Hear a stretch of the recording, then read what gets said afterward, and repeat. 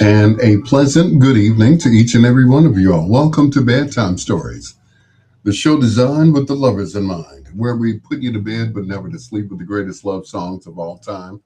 Oh, that's the side that I talk in. No wonder I turned it around. Anyway, can you hear me now? Good. No, it's not a recording. No echo tonight. None of that stuff. Happy Wednesday to you. I keep thinking it's Thursday. I don't know why. Happy Wednesday, hump day.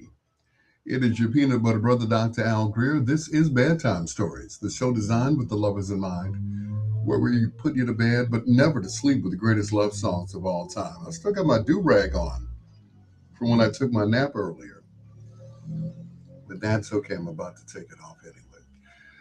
All right, it's coming up in our last hour. We do a thing we call foreplay. Four songs by one of your favorite artists or groups, male or female. That's in our last hour here on Bedtime Stories. And throughout the night, we do a thing we call Who Did It Best. We'll play one song by two different artists, their different interpretations.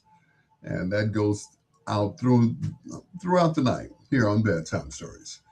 But first, let's kick it off with Harold Melvin and the Blue Notes, with actually Harold Melvin doing lead.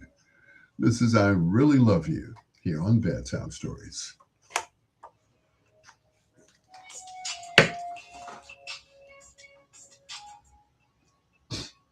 I survey.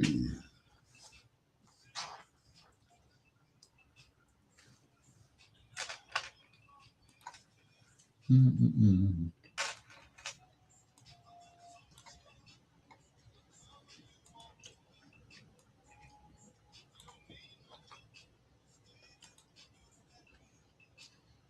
Oh, I love you. I really love you. Oh, nobody's on tonight. They don't know that I'm live. I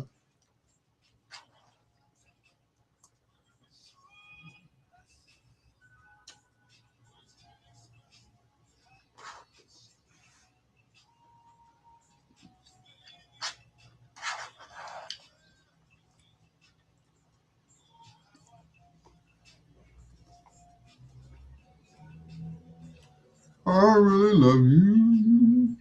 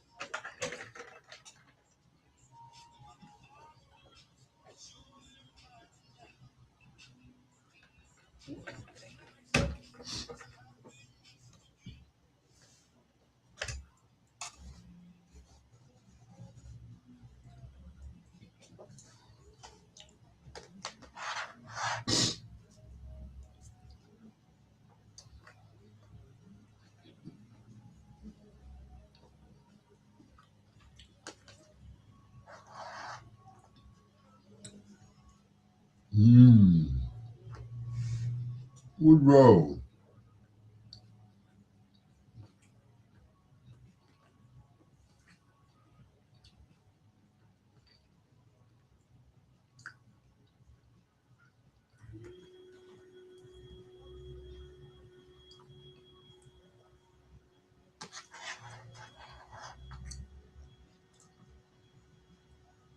Mm. What's Al eating tonight? Chinese food.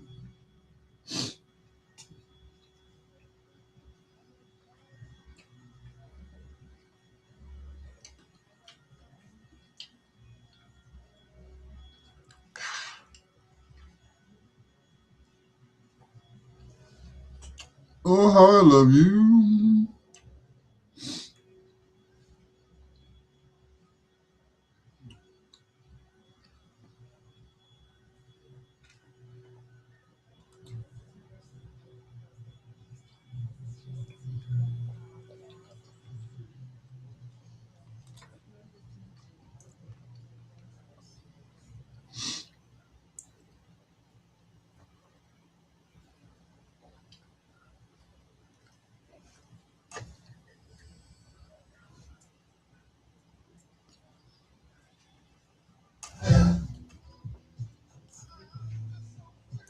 Good evening, Henry Cooper.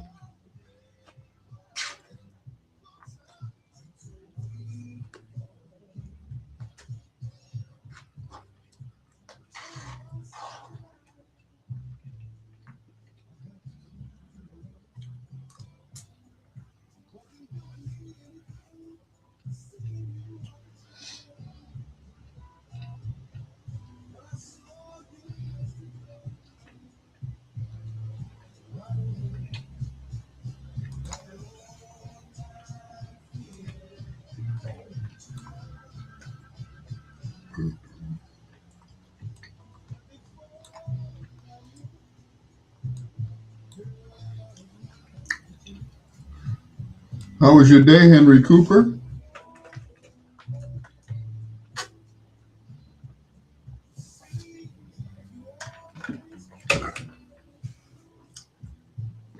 Always good to see you, sir.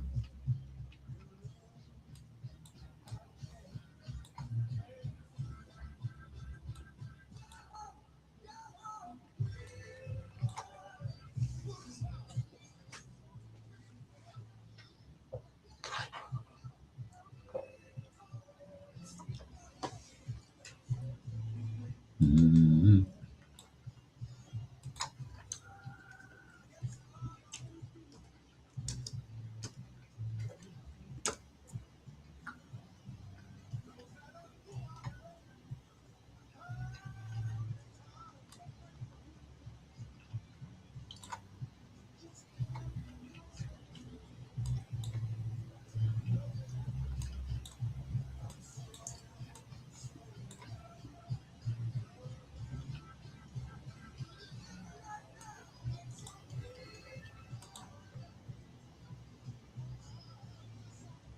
So whole week for you.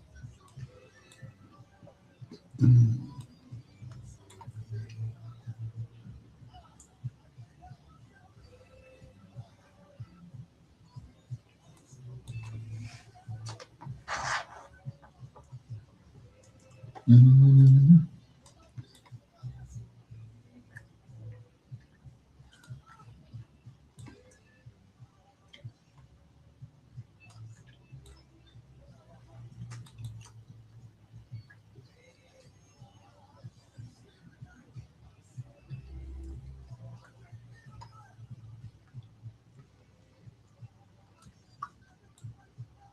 Week for you.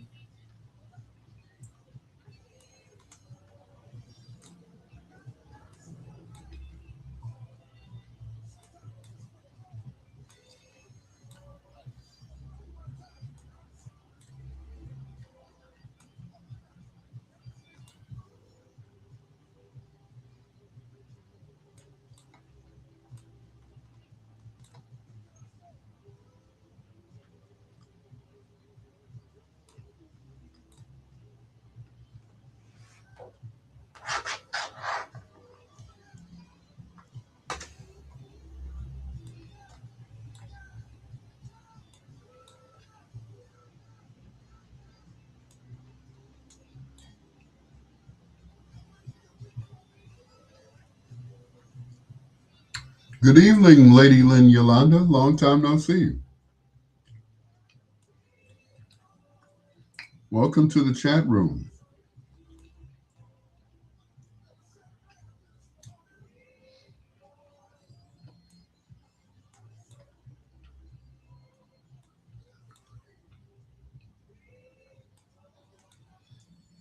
Appreciate your presence.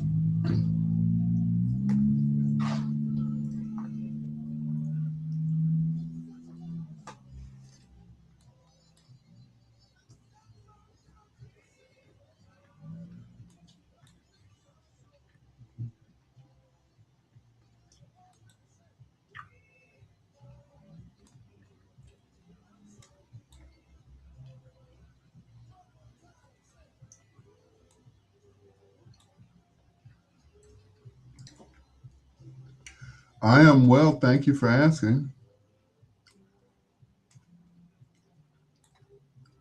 Just recovering from last night's loss.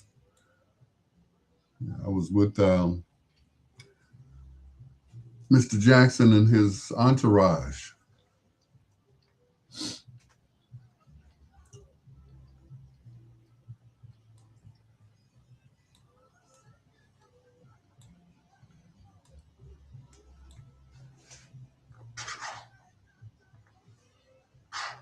I just knew he was a shoe in to win.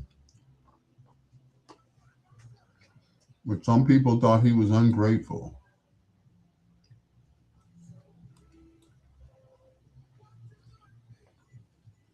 Mm-mm.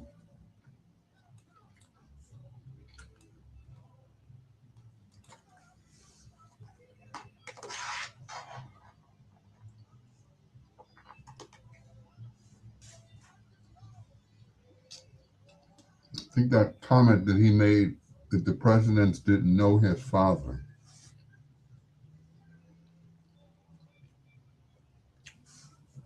I think that might have had something to do with it.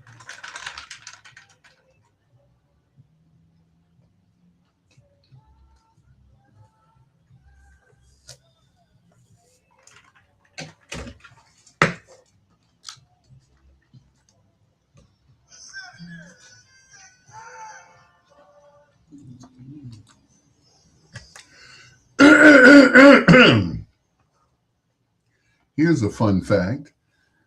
Did you know that Teddy Pendergrass was only 21 when he joined Harold Melvin and the Blue Notes? 21. I'll let that sink in because the other members were way in their 30s and had been performing for seemed like a lifetime before they got popular in the 70s. But Teddy was the youngest one at 21. The rest of them were in their 30s, mid 30s, and late 30s, especially Harold Melvin. He was the oldest one in the group at the time.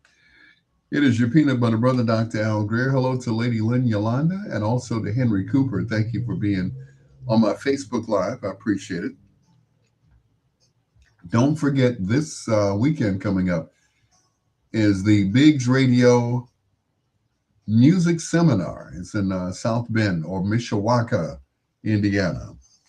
So I'll be leaving here on Friday to get to Mishawaka. Not that it takes that long, but I just want to check in and settle in and all that good stuff. So we hope to see you there. And I believe tickets are $25. So whether you're performing or not, come on down and check us out. All right. Cool. Here's Stevie and Overjoyed on Bedtime Stories with your peanut butter brother, Dr. Al Greer.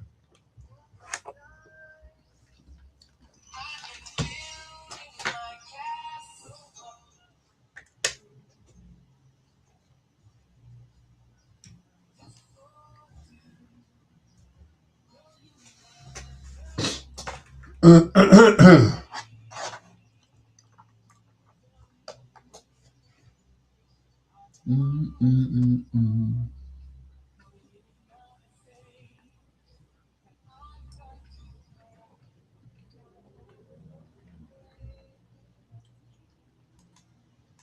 Mm, mm, mm, mm, mm.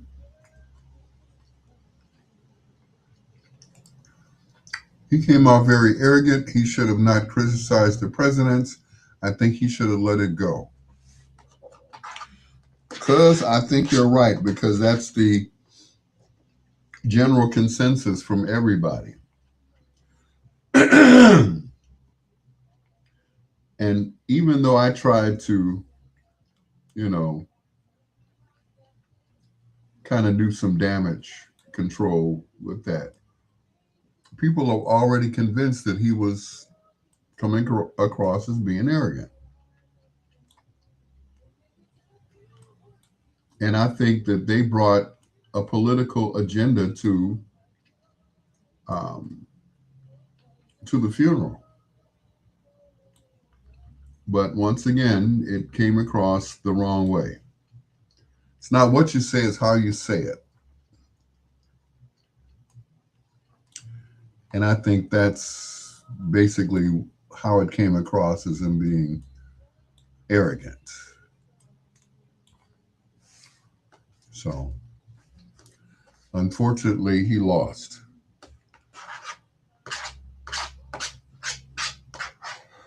But I would hate to think it wasn't just because of his comments about the presidents.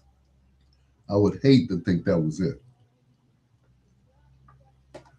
You know.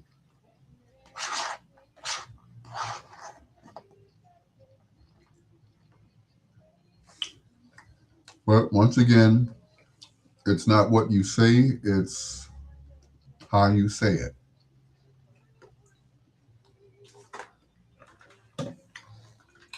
And it was misconstrued as him being arrogant.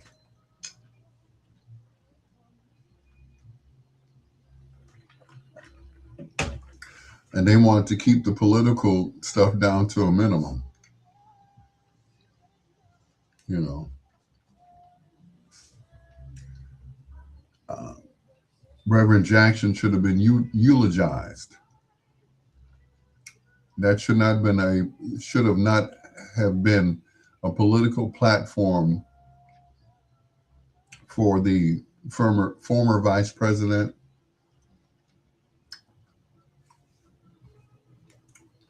or for Barack Obama, former president.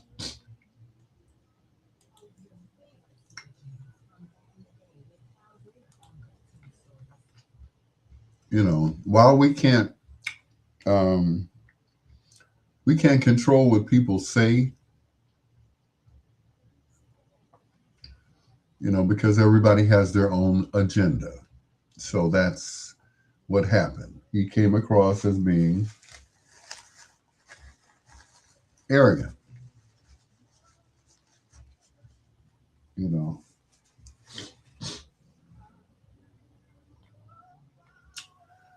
And unfortunately, people took it as that. So, cuz he lost, I mean, big time. It was like he had like 24% of the vote, as opposed to Donna Miller, whom we'd never heard of before. So that's the only race that they're really talking about. You know, nobody's talking about Julietta Stratton or anybody else. So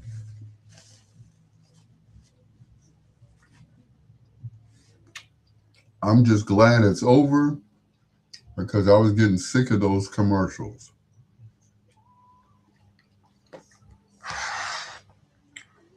The commercials, I think the commercials overshadowed what the candidates were all about. You know, instead of in a commercial bashing another candidate, they should have gone straight up and said, "This is what I would do."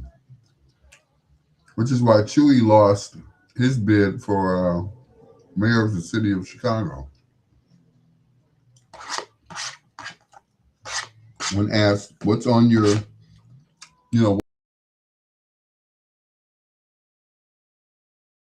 You'll have to find out when you elect me. Those were his words. You'll have to find out. Like, no, Chewy. It doesn't work like that.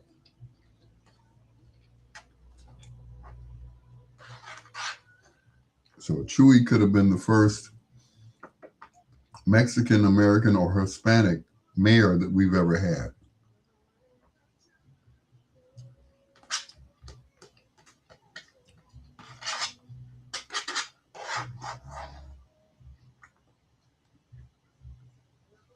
Chewy blew it. We'll have to wait. We'll have to wait and see. No, we don't have to wait and see nothing.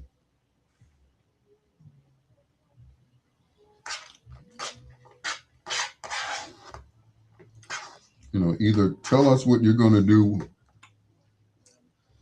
for the city and with the city, or we're not going to elect you. And that's what happened.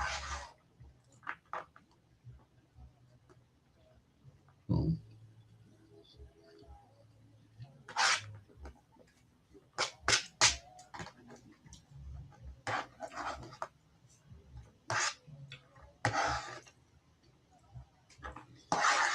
I think it was too late for him to retract his statement.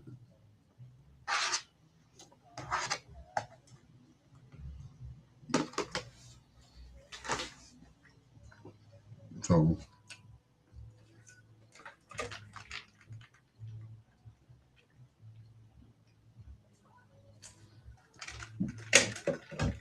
me being in radio, cousin, people always hear what they want to hear. Like, for instance, whenever we have a contest or something, people hear call in, win now, and the phone number. And they call in, they always ask, what did I win? Because they don't listen. All they hear is call in to win tickets for now, phone number. 9 times out of 10, they don't know what they've just won. Unless it was tickets to see Frankie Beverly and Maze or something like that.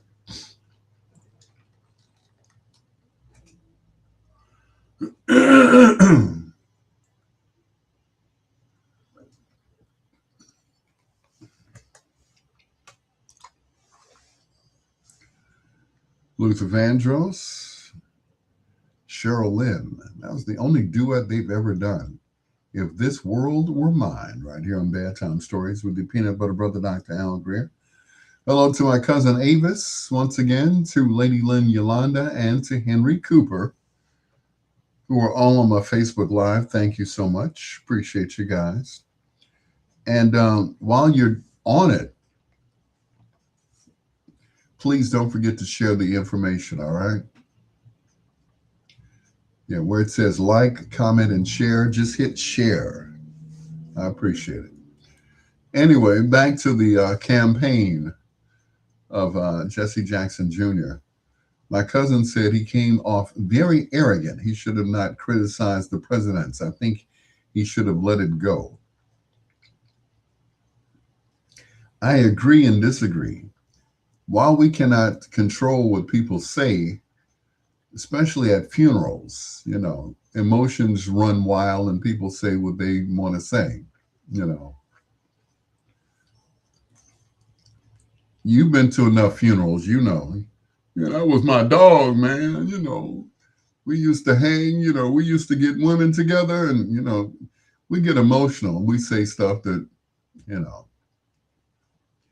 But their agenda was different. It wasn't to eulogize Reverend Jackson. It was to basically talk about the present situation, which is going on in the White House. And, he didn't want that at his father's funeral. And I agree with him. What I didn't agree with was the way he said it. It's not what you say, it's the way you say it. And it made him come off as being ungrateful. And I hate to say that about my friend and brother, but it made him sound like He was very ungrateful that those presidents showed up to Chicago, of all places. Anyway, you know, the greatest freaking city in the nation, according to our current mayor. That's what he said. I tend to agree with him. I've been here all my life. It's the first of two in a row from the Whispers.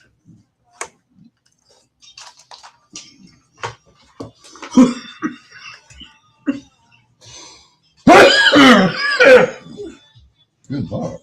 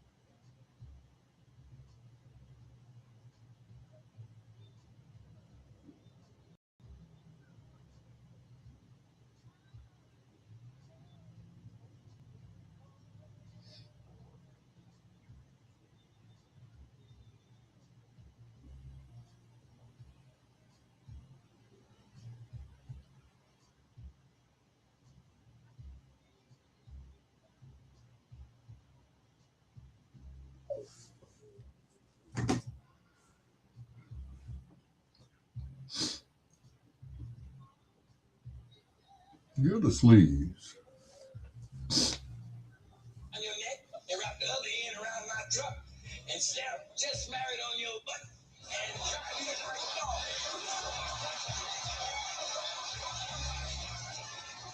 Would you like it in cash, check, or money order? Change your mind. Yes, nobody ever explained it to me that way before. Mm-mm. Yo, Angie.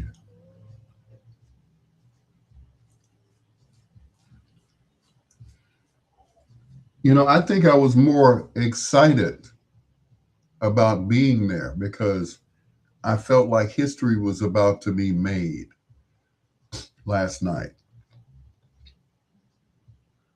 It would have been the first time two brothers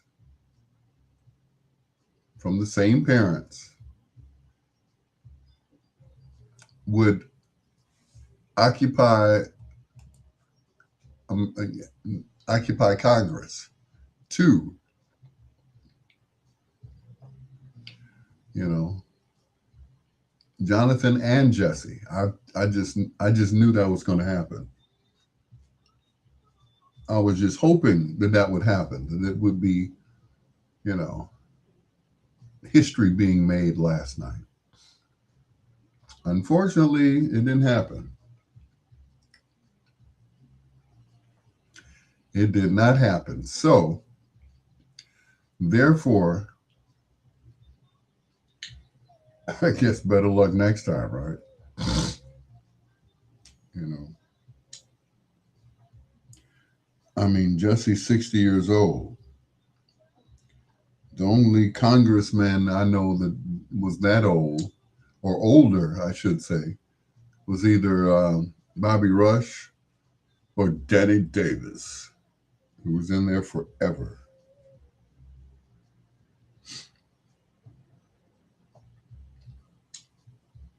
So,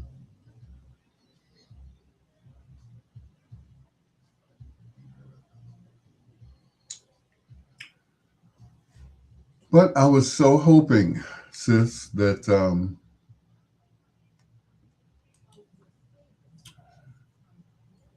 history was going to be made last night.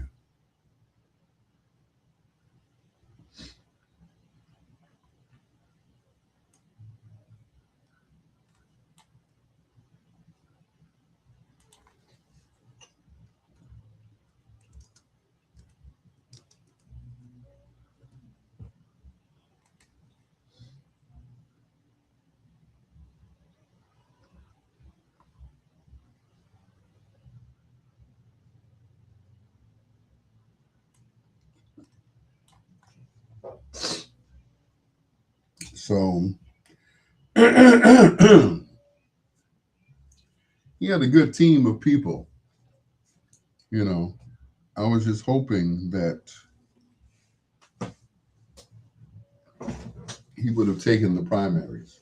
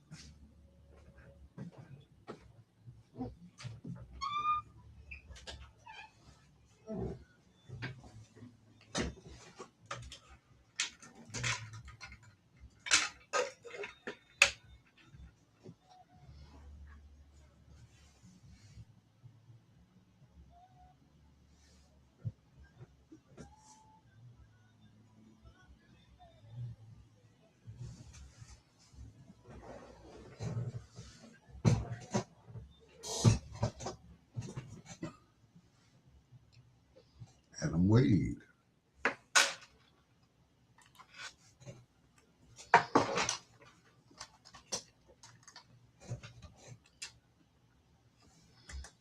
Two in a row from the Whispers. You are number one right here on Bedtime Stories with your peanut butter brother, Dr. Al Greer, on a Wednesday. Yes, it is. It is almost the beginning of the weekend for some people. We like to call it hump day. Once you get over the hump, then of course the rest is easy. It is your peanut butter brother, Dr. Al Greer. This is Bedtime Stories. This the day after the election, and people are still talking about Jesse Jackson Jr. His comments that he made about the presidents, which probably ended his chances of being a congressman again. And once again, I don't think that was the case. I think there were other things that played a factor in that. But to me, he's still a winner. Still a winner. Win places show. Like they used to say on the lottery, you got to play to win. So if you don't play, you don't win. But like I said, once again, he's a winner in my book. Keep hope alive, Jesse. Keep hope alive. It's Wilbert Longmire. This is Love's Holiday on Bedtime Stories.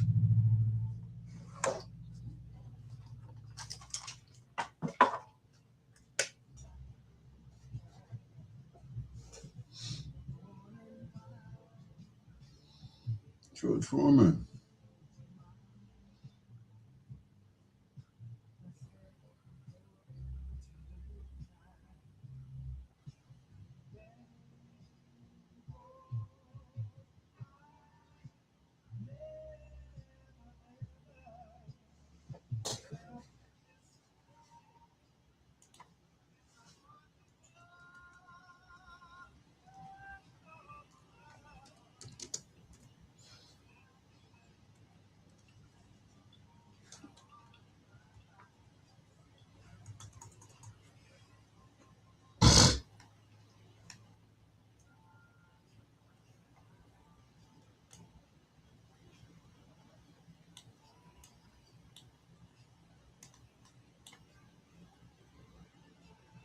Duran. Let you get in. Go right ahead, Pat. What are your comments? What say you?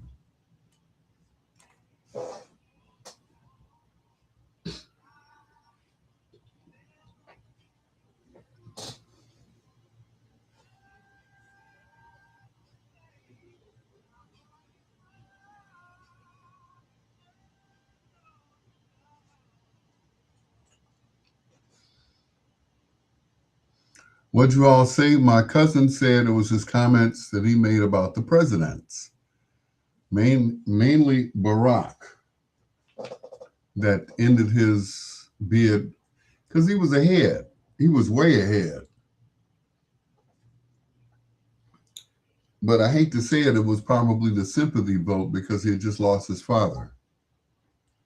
So I don't want to think that, but a lot of people, you know, they said had Jesse Sr. not died, he might have had a better chance. I don't know. I don't think so. Whether he was alive or dead, the people were going to vote for whomever they wanted to vote for, and that's it. So,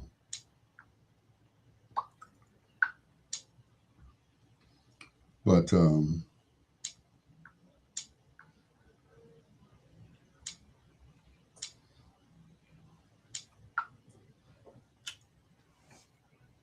once again, he was ahead in the polls, and then all of a sudden, he ended up with I think it was 24% of the vote. I'm like, 24? What?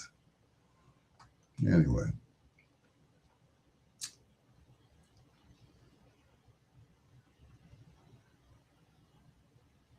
I'm like, really? Is that what really happened? Hmm. So there'll be another election. He'll run again. He'll be older and wiser, or even more wiser. So, it is what it is.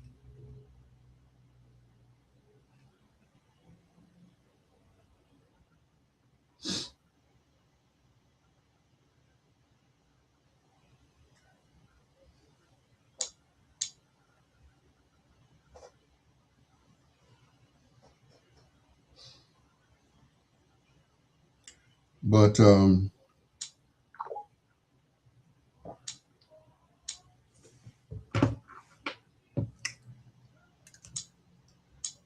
yep, here's what happened. That's what had happened. And yes, he was way ahead, and he dropped way behind.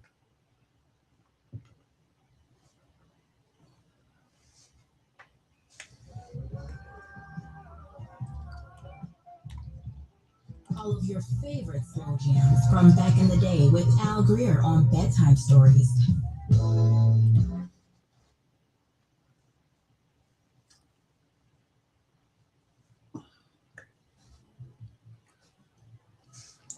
And I will say one thing. And Ron Baker Jr., and I agreed on one thing. We were treated badly by one of the members of the Jackson family. Um, I'm not going to name any names. Some of you all may already know who I'm talking about, but I felt like, you know, I was treated a little badly. Um, and Ron Baker pointed that out as well. We came close to making through the homegoing and elections perfectly, and then the bottom dropped out. You're absolutely right. And then the bottom dropped out. But yeah, there was a member of the family who was there last night, and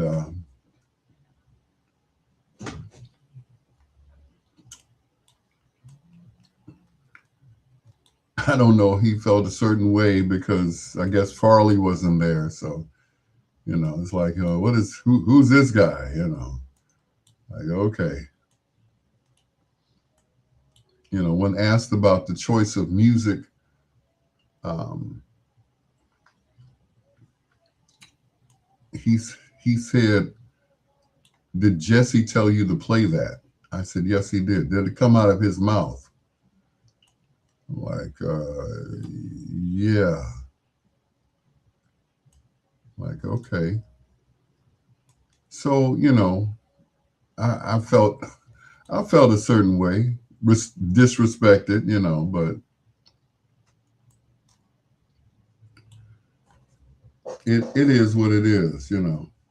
When you don't know a person, then you tend to think that they're working for you, you know.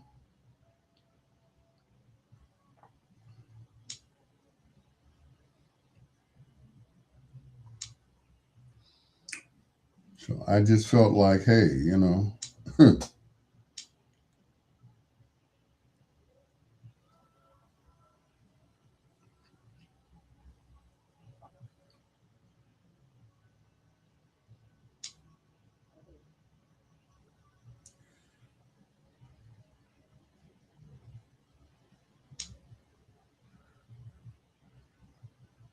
But certain people you have, hey, Anita, that's Mrs. Mailman, ladies and gentlemen. Anita is Mrs. Mailman.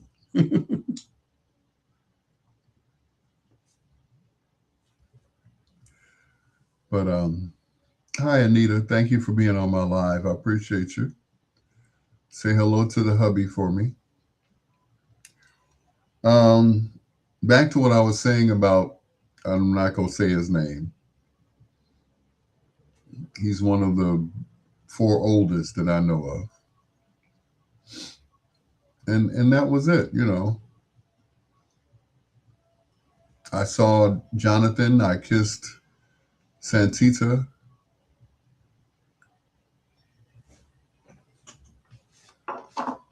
Yeah.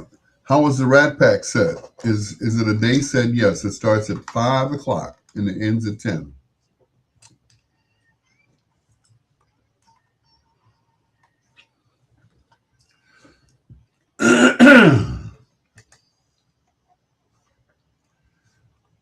Earth, Wind, and Fire. Before that, Wilbert Longmire. Same song, different artist. Who did it best? Earth, Wind, and Fire, the original writers, well, actually, it was written by someone else, but performed by them.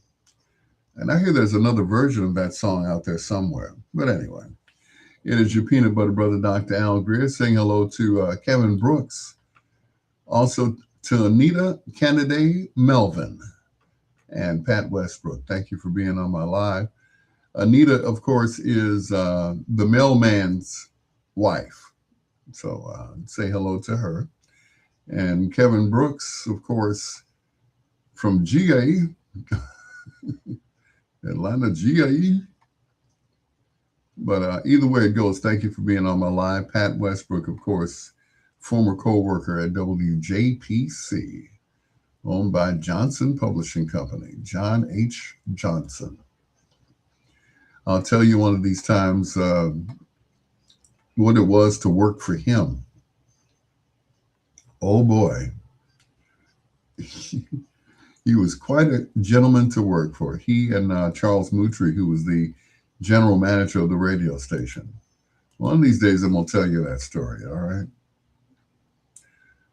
Maybe off the air, I don't know. Here's more from Earth, Wind, and Fire.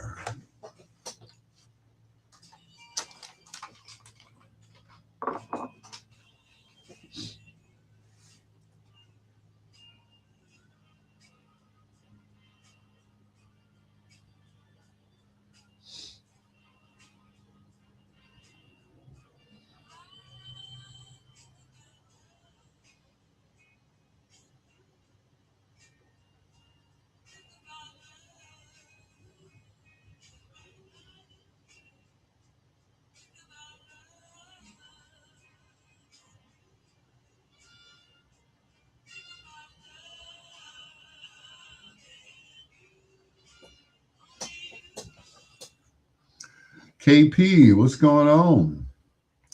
Thanks for being on my live as always. I appreciate you.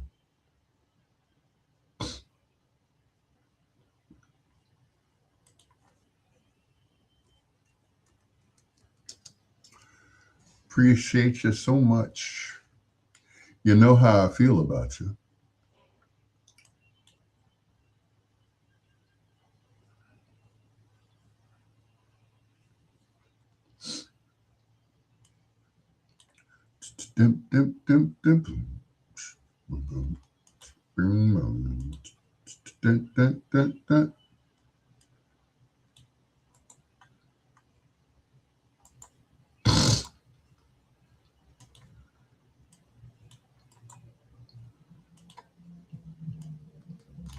So, of course, I'm watching my reruns of Sanford and Son. And on the rerun is a guy by the name of Adam Wade, who was probably one of the first um, black guys to host a talk show, not a talk show, but a game show. And that was it. She said, my screen froze. How was the Rat Pack set? Rat Pack set was great, as usual.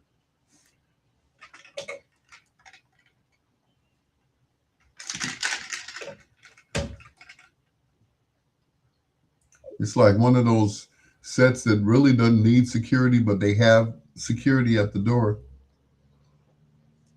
I'm like, security? These people are in their 60s and 70s.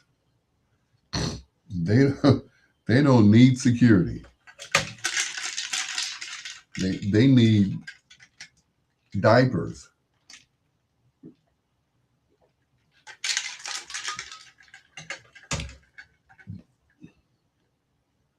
I know because sometimes I don't make it to the bathroom like I should. So, you know, I got nerve, right? Yeah, I fit right in with them. Somebody said, "Why, why you? What was the word? Why are you prejudiced toward your own people? Like, oh, senior citizens? Oh, okay. My mama used to say, I'm not old like they are. I'm like, oh, okay. And she was right. She got along fine without a cane, a walker, or anything else. So she said, I'm not old like them. So I said, go on, mama. She would see them in the grocery store and they'll be holding on tightly to the buggy so they don't fall over. Or they'd have their walker or whatever. But she said, I'm not old like them. I'm like, okay. And that was the end of it.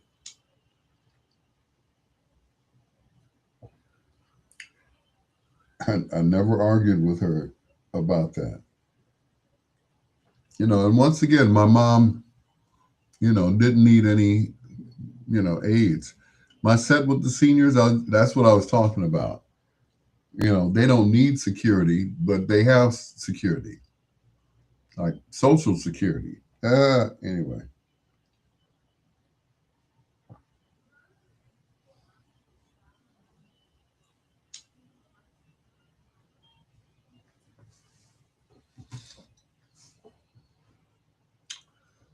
But yeah, we had a good time, Kim. Thank you for asking.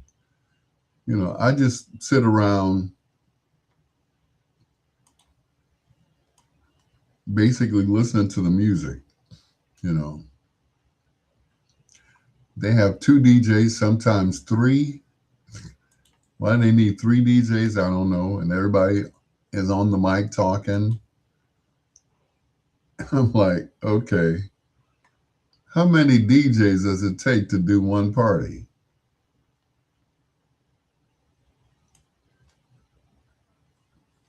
And the answer is only one. So, and see as though they both play the same music, it's like, okay, well, what's the big deal about having two DJs? You know. So that's about it. But yes, it's a day set.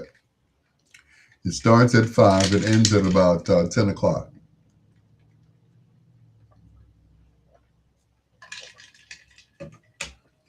And by that time, they're in the bed before midnight. So they should be wrapping it up about now, heading back to their respective senior homes or wherever they live, and that's it. But yep, it's once a week, starting at 5 o'clock at room 43, the same place I had my birthday party. So that's it. But yes, it's a day set, once a week, every Wednesday. And they have a ball seeing each other, reminiscing, or whatever it is that they do when they see each other. You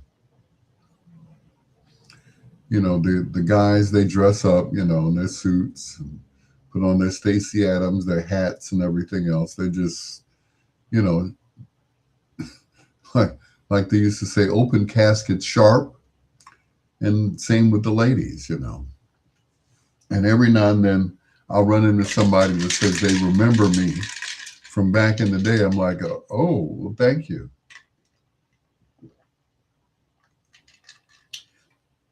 And I always tease them. I'm like, I'm not that old.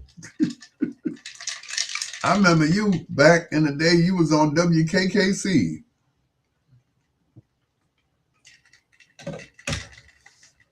I said, are you sure that was me?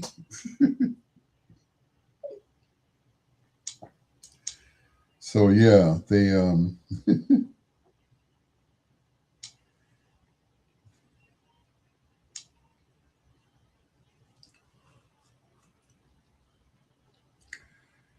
but yeah. It's good to see folks just having a good time and not worrying about, getting jumped or anything else.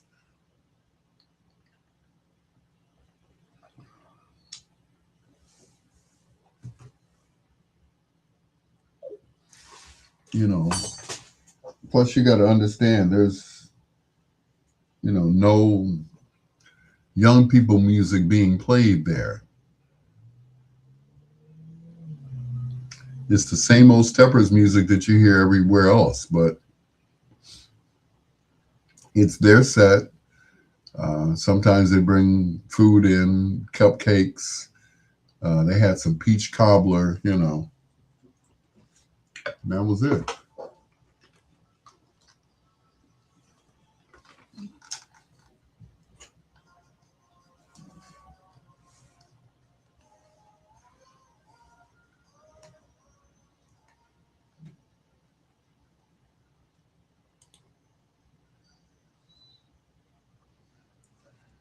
Earth, Wind, and Fire and Can't Hide Love here on Bedtime Stories with your peanut butter brother, Dr. Al Greer. Thank you so much for joining us on Facebook as well as on WOSD Radio, DB Chicago, WCHI, Biggs Radio Chicago, WRLN Radio, a Rainiel Media Station, WBOE, the best of everything, and myjamradio.com.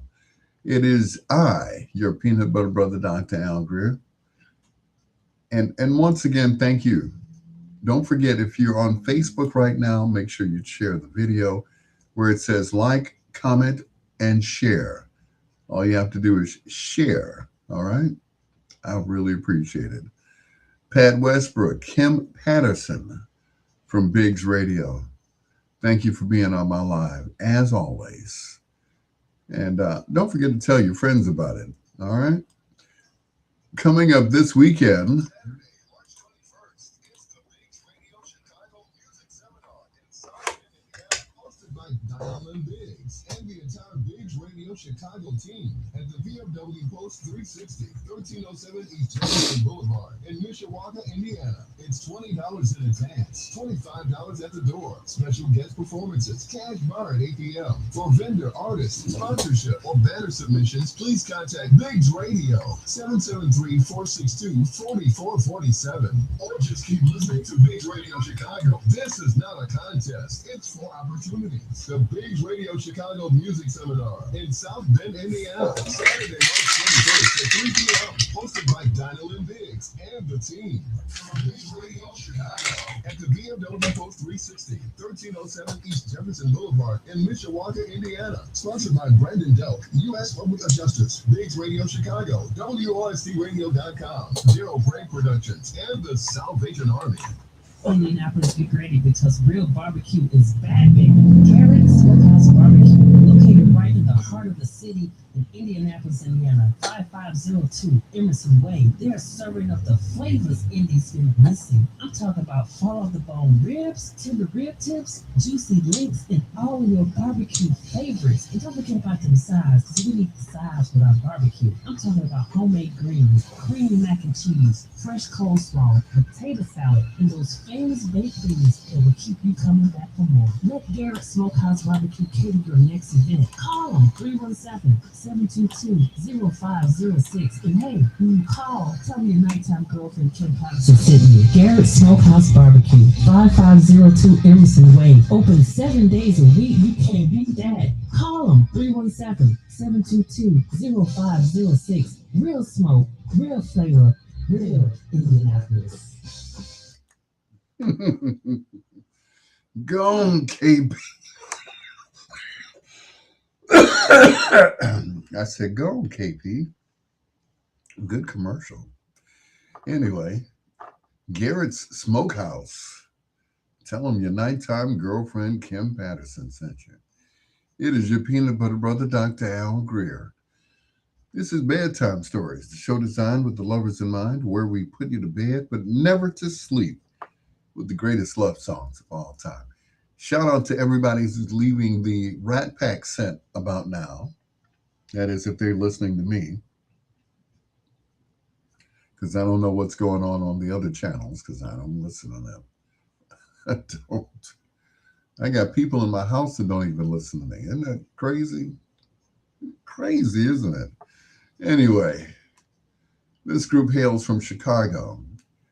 They are a family three young ladies or four young ladies: Wanda, Pamela, Sheila, and Jeanette. They had other members earlier, but they didn't quite make it. They didn't stay. Like Teresa Davis, who was one of the vocalists on this song. Here are the emotions.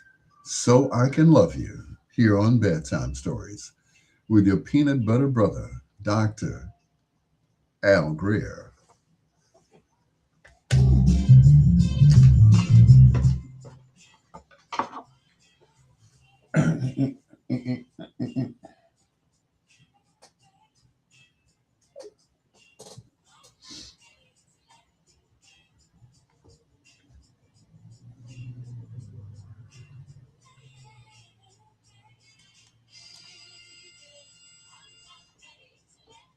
I'm not ready. Have you heard about Mr. Tenderson? Nope. Who is that? Mr. Tenderism. Sounds like a meat tenderizer.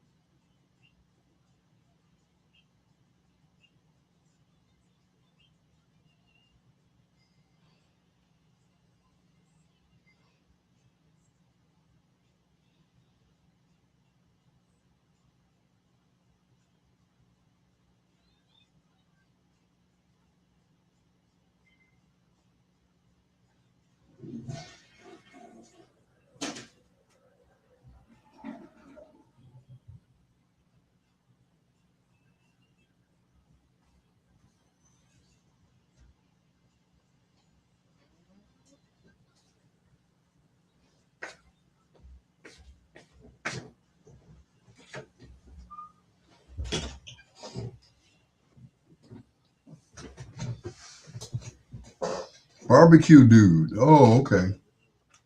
Like who?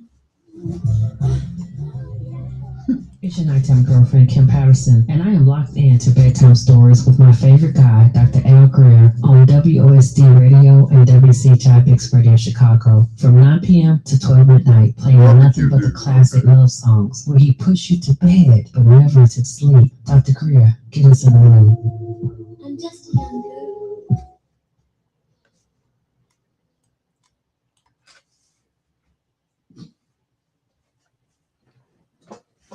I say bring back Leon's.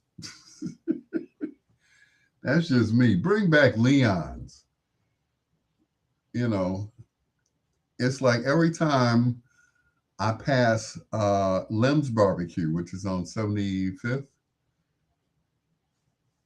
it's like the line is wrapped around the building every time. I'm like, okay.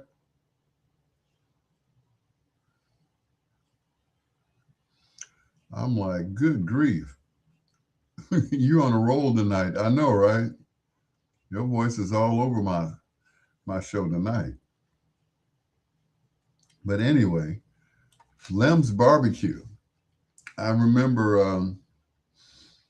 um, Dinah Lynn came to town and she's like, where can I get some barbecue? I'm like, oh, well, there's only one place left besides, well, there is no other place that has good ribs. And that place, of course, is um, Lem's.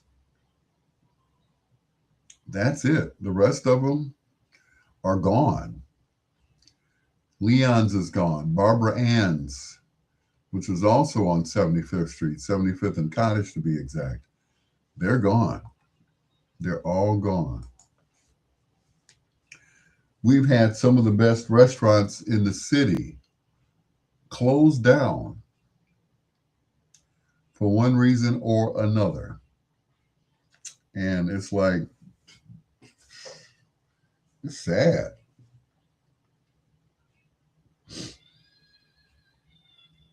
It is just really, it's really sad.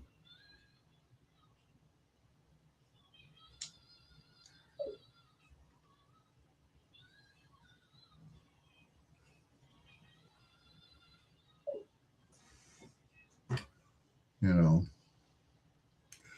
Valita Spence, what's going on, Slim Goody?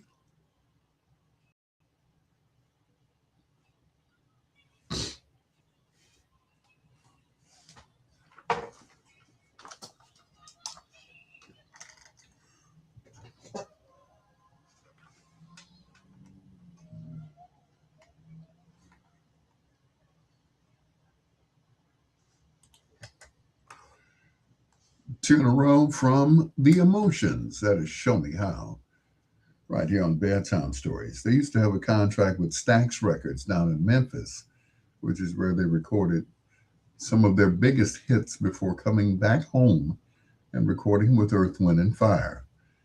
Maurice White heard them sing and said, I just love their harmony. We got to record them. So since Stax went belly up, that's when they signed them to Columbia Records under the tutelage of Maurice White. As a matter of fact, one of them married a member of Earth, Wind, and Fire. How about that? Wanda Hutchinson, yeah, the fine one. They were all fine. Don't get me wrong, but my crush was on Wanda and Pam. Pam was my age, so Hello to Valita Spence. Thank you for being on my live, and once again, Kim Patterson, whose voice you just heard on not only a commercial but on a drop that she did for me a year ago. It's time for you to do some more drops there, Kim Patterson. Freshen it up just a bit. The only drop that I have is that Dinah Lynn Biggs did, and that was like over 10 years ago, and I still have it too.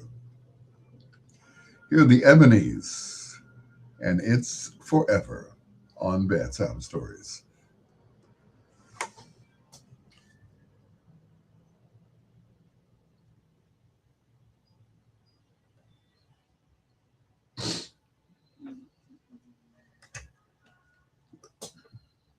Boom, boom, boom, boom.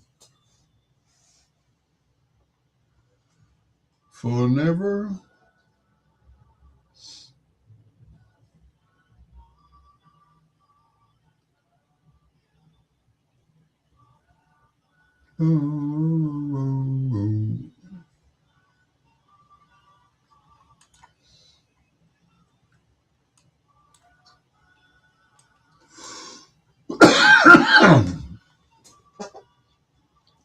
Valita Spence, what's going on?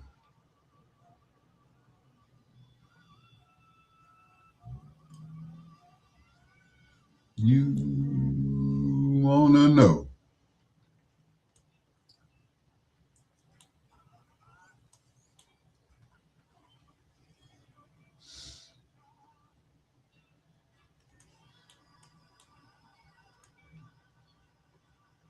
Ooh, ooh, wanna know? Wanna know? Wanna know?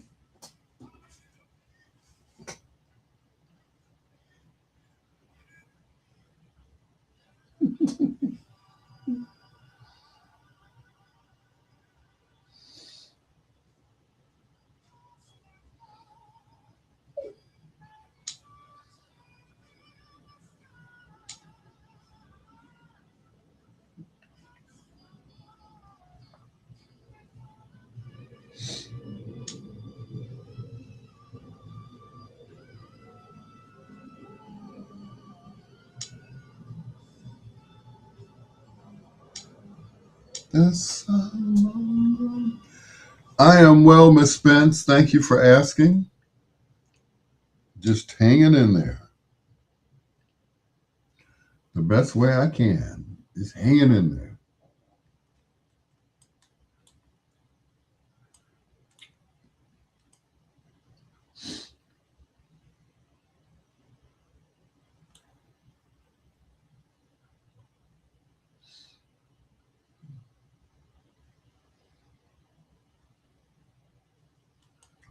I think I'll play this next. It's the way nature planned it.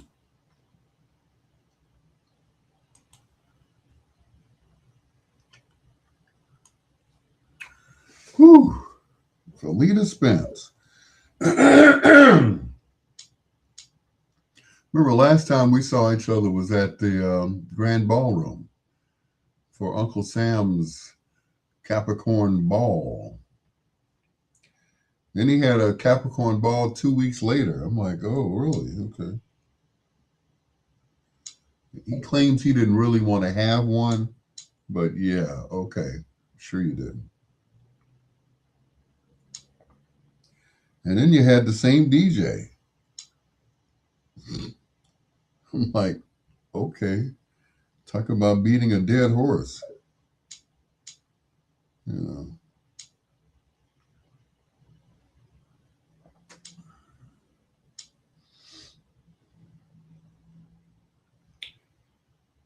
Yep. Talk about beating a dead horse. You know, there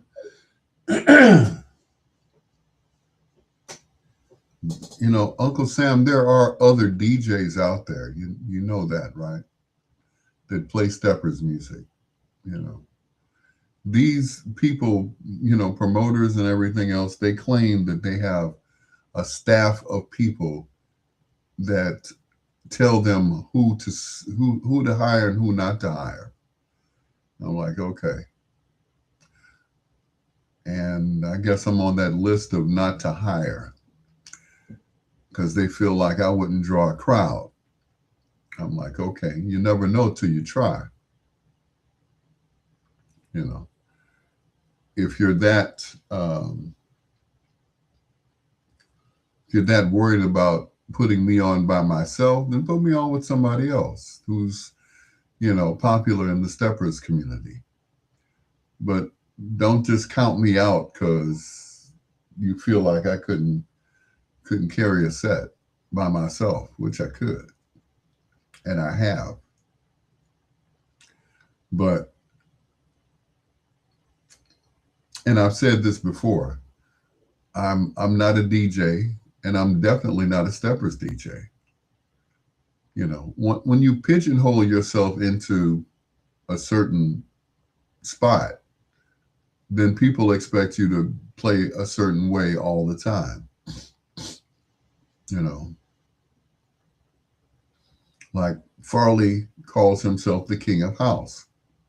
Well, yeah, he doesn't play slow jams, but I do. And I play house.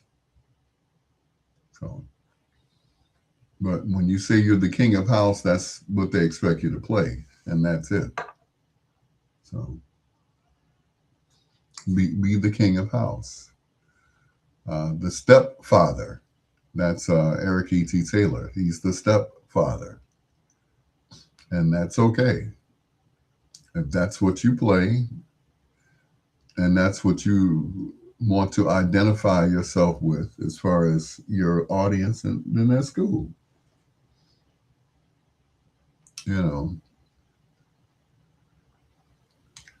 I don't I don't have any name. I'm just a peanut butter brother. I play music for all occasions. If it's a stepper set, then I'll play steppers. If it's a house music party, I did a party once. The lady said, I want house music and steppers. With bedtime stories. So I played both. I played steppers music at the beginning of the set and wrapped it up with house music. Because I was told once you have to play everything. But if you label yourself as, then that's what they expect you to play. So what happens is you kind of bump yourself out of the category of any other parties that you might be able to do.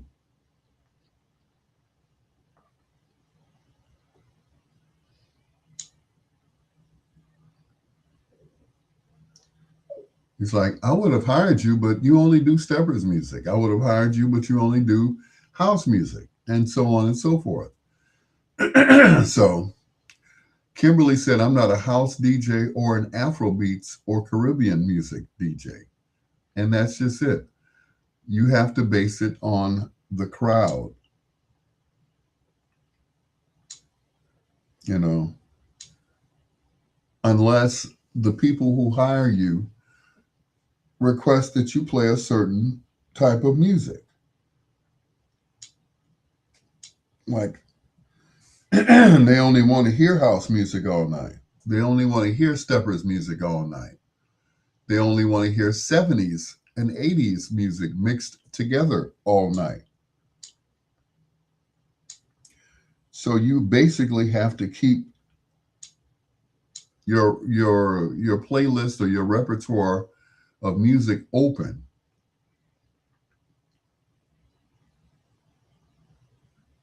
You know, I would have hired you, but oh, you don't play. What don't I play?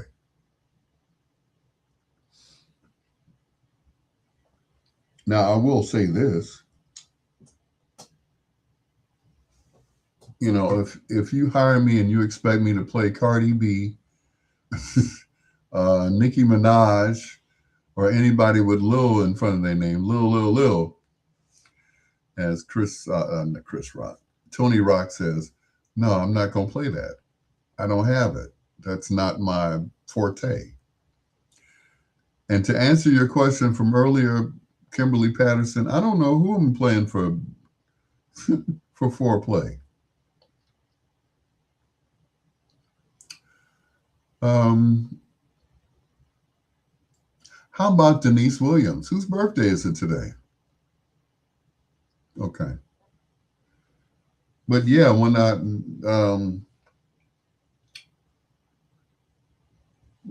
anybody with Lil on the beginning of their name, I couldn't tell you.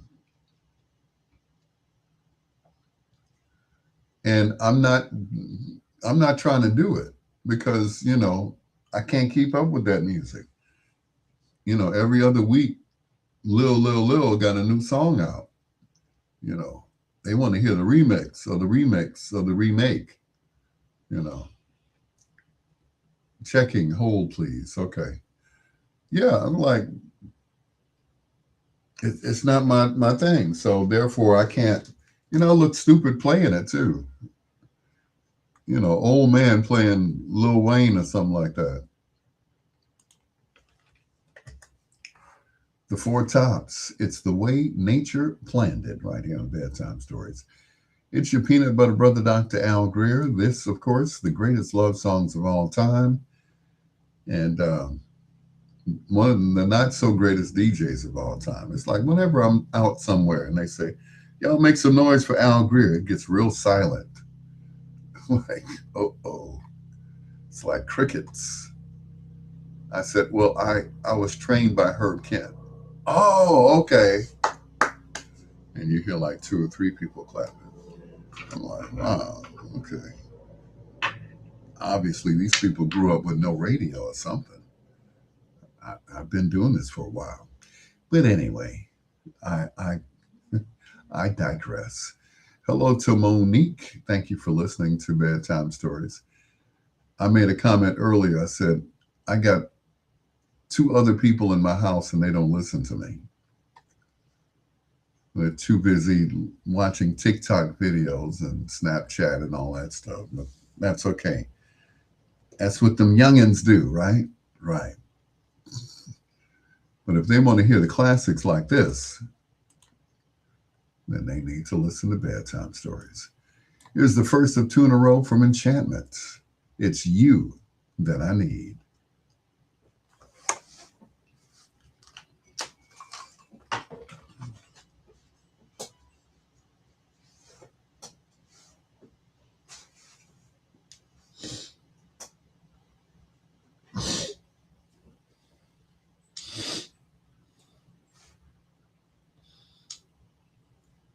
Yep, they don't listen to me. And that's cool. They're too busy fighting on Snapchat and TikTok, whatever they're doing on there. So it's cool. I can dig it.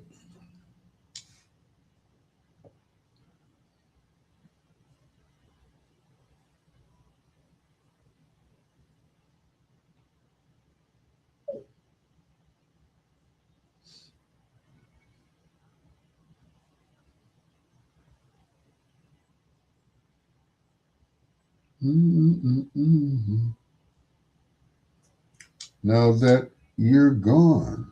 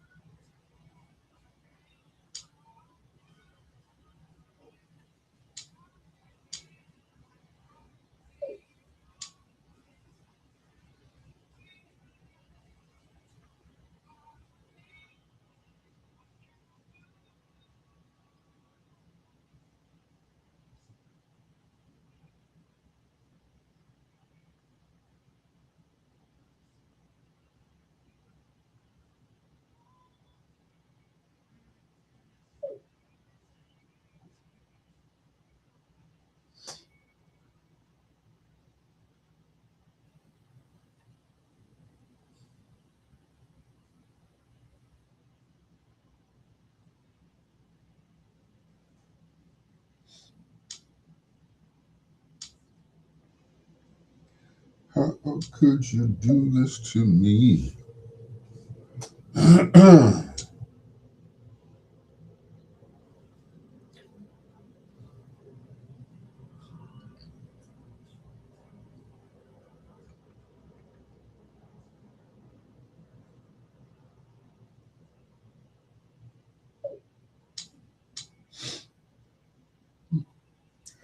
You were gone.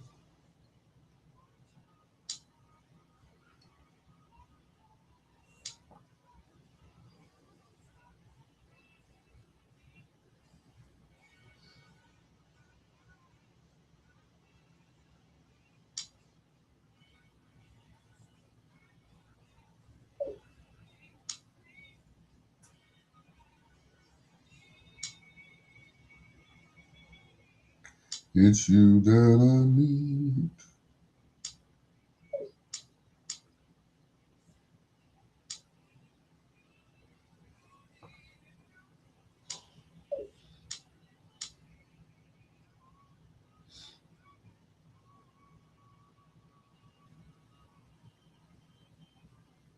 It's you that I need.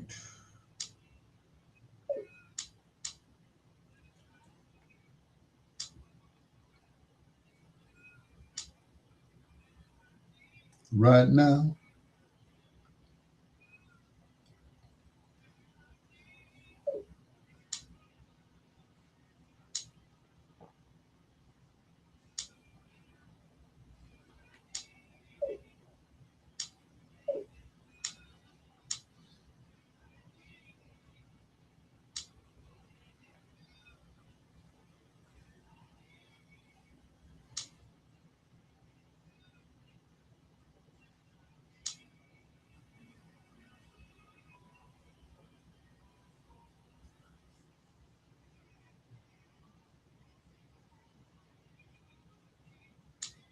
baby, baby, that I need.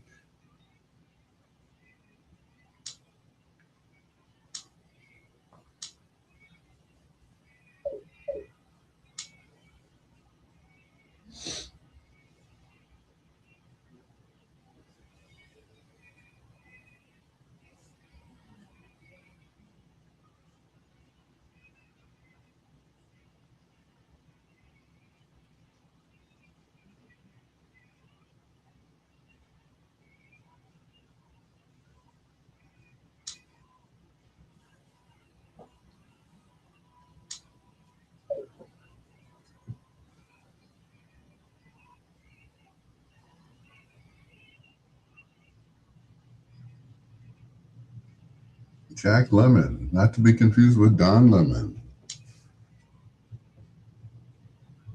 There we go.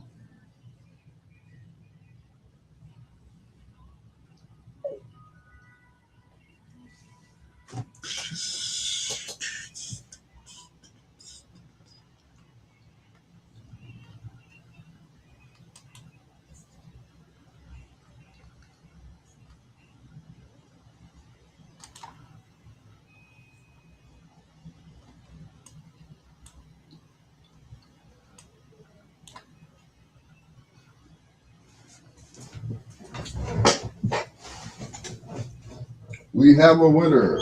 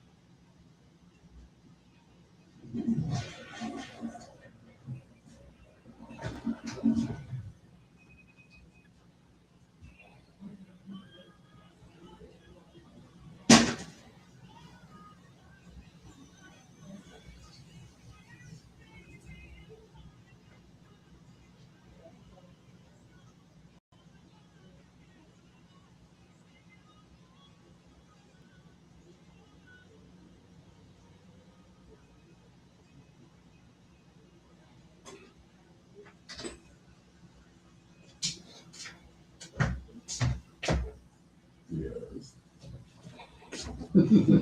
Yes. Oh, good God.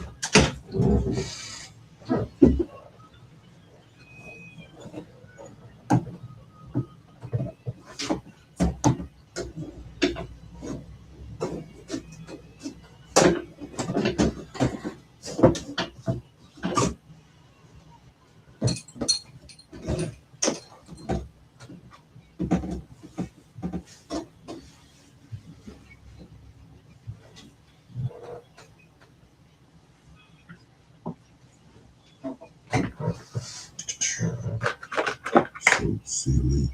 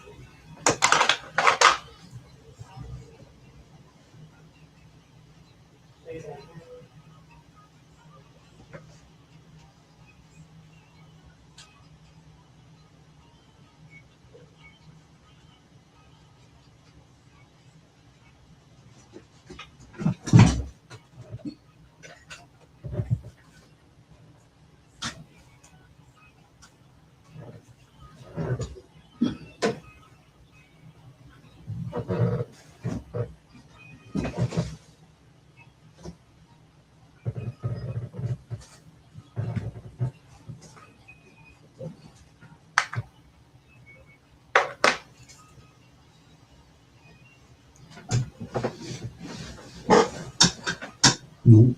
Nope.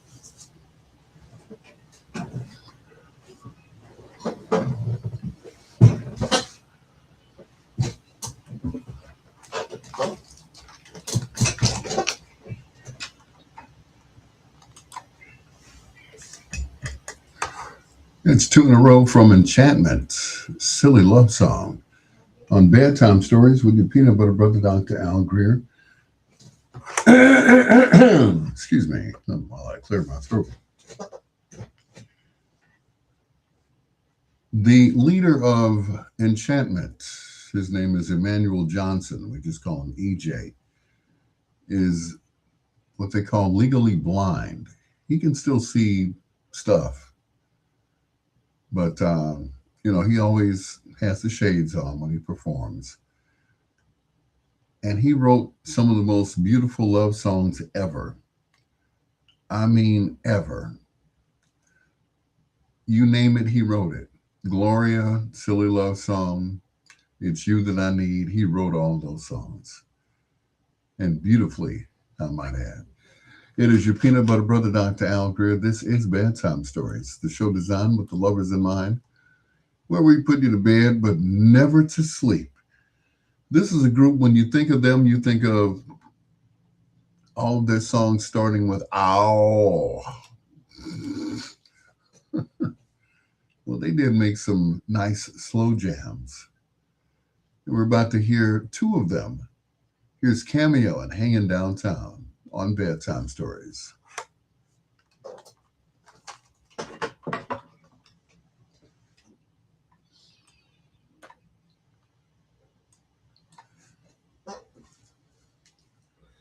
Charlie Pride.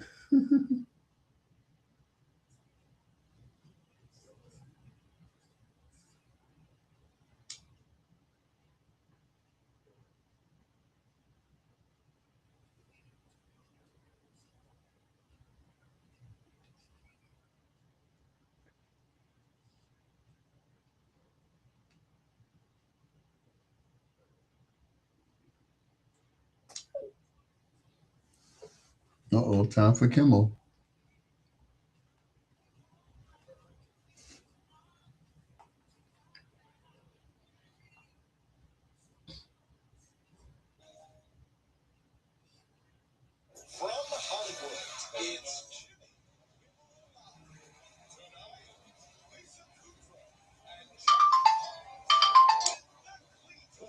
Miss Walls. Hey, hey, hey. Um, with Cleopatra? I did.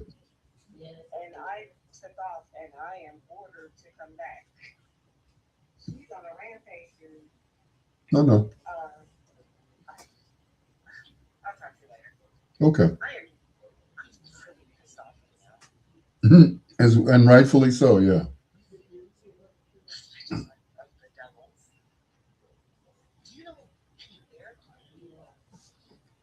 Oh. Mm-hmm.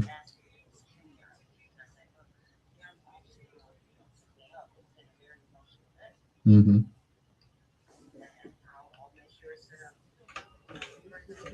And said,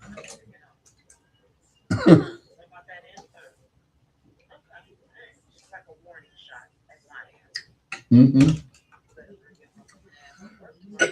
Like I told somebody earlier, she rules by intimidation, as if nobody needs their job.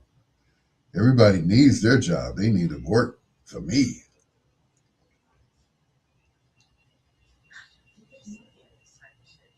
Mm-hmm. Company, yeah, a black company, yeah.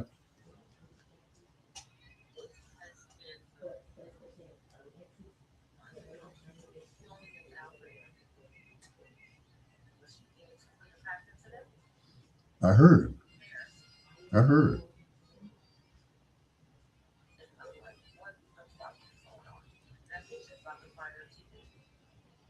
Yeah, she called me in tears. Mm-hmm.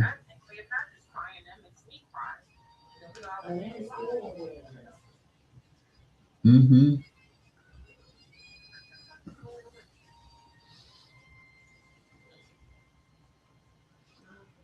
I know.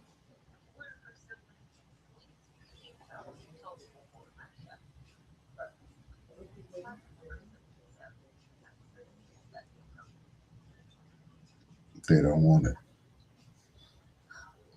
I guess once she's through messing it up, then that'll be cleanup on aisle three to try to put it back together. But by that time, it would have been destroyed.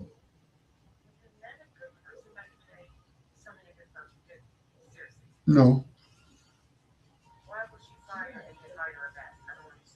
Mm-hmm. Some people remind them of themselves.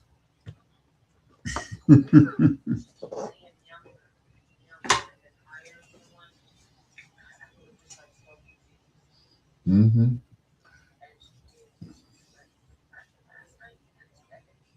I heard. I heard the conversation.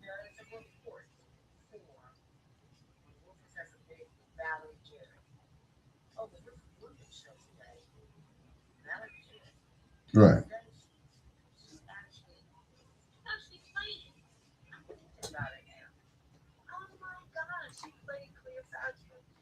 Mm-hmm.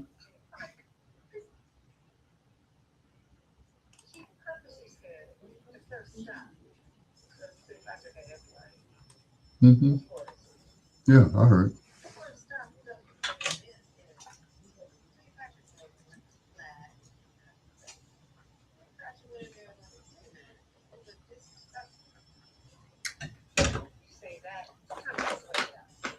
No, she doesn't. And I told her, I said, she doesn't like you. It's evident because you are a family oriented person and she is not. No, nah. I was at the watch party for Jesse. Yeah. You did? Oh, LaDonna told everybody I was there.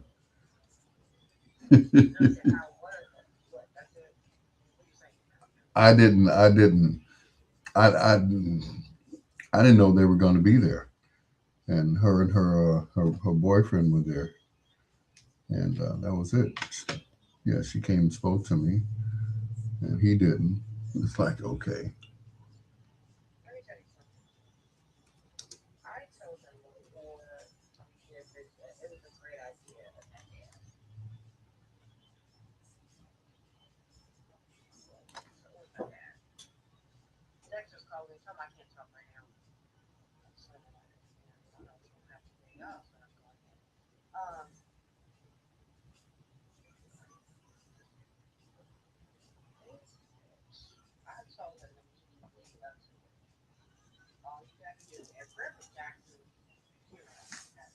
Mm-hmm.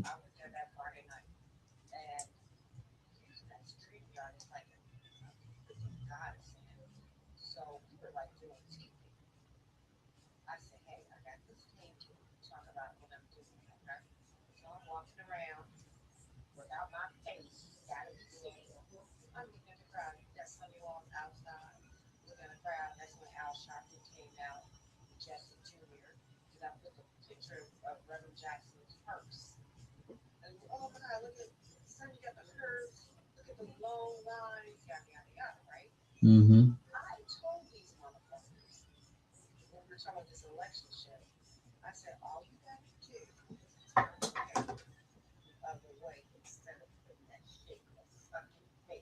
Right. Exactly. No.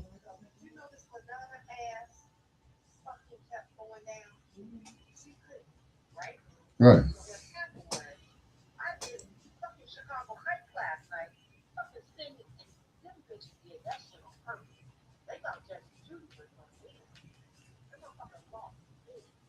Mm-hmm.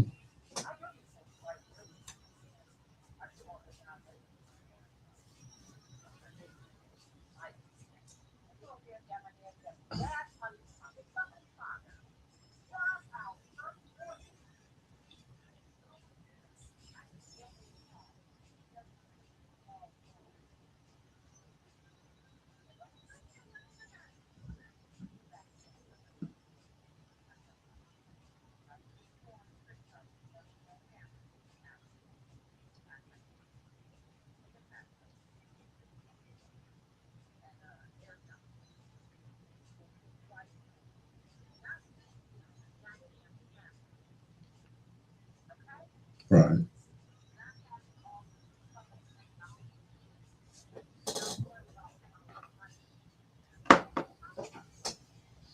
Mm-hmm.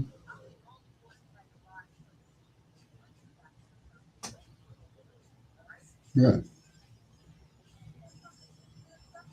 Of course not.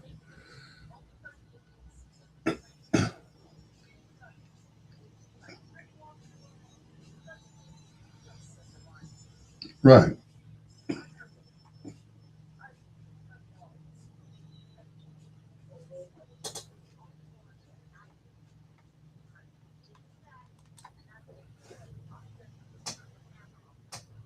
Right.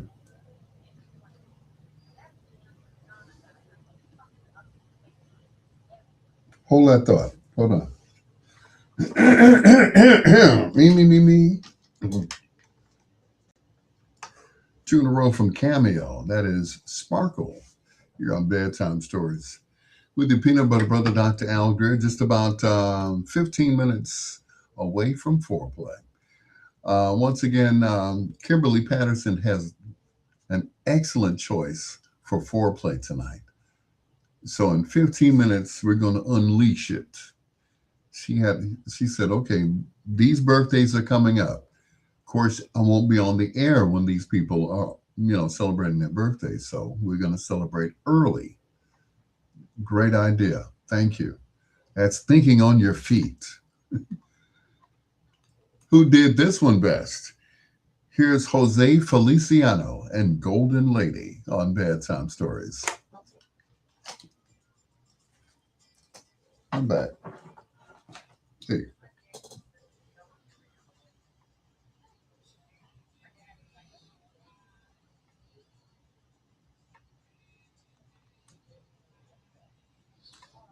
so do I.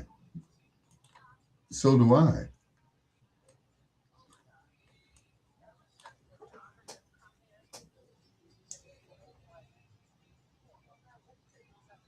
Mm-hmm.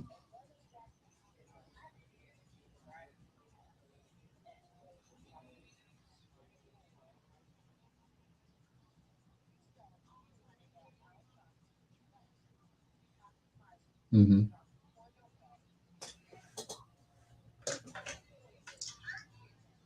Mm-hmm.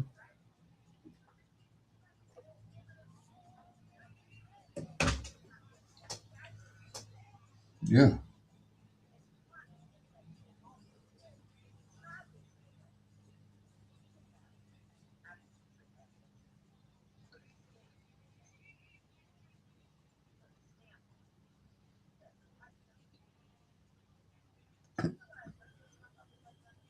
No, no, nobody does.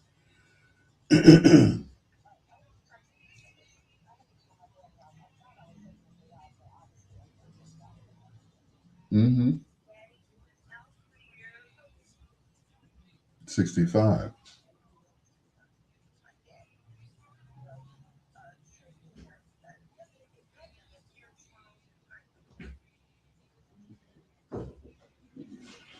I'm well. How are you, sir?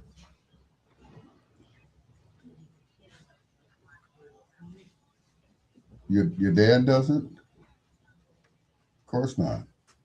He doesn't know the young lady.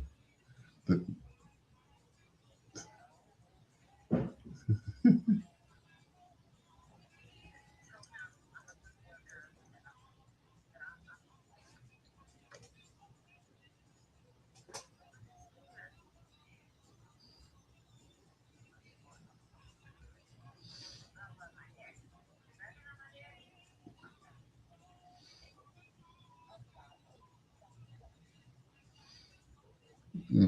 there's something about a black woman or girl, the way they say daddy. They don't say daddy. Right. You say daddy. They don't say daddy. They say daddy, daddy, daddy. Could you, daddy, would you? My daughter does it, she does it well. I'm surprised she's not on my Facebook Live, but she does it.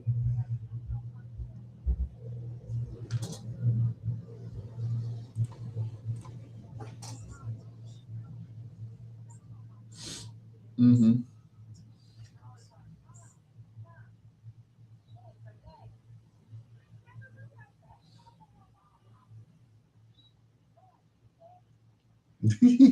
Dave.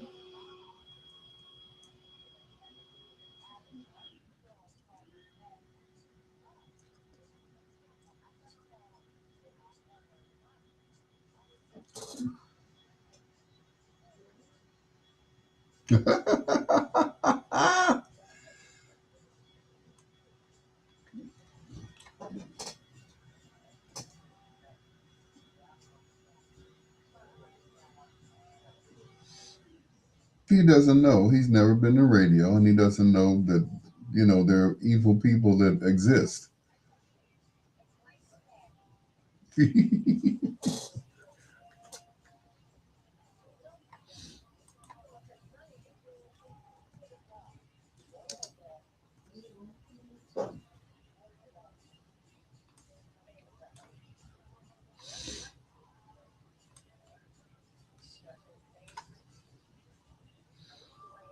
Hmm.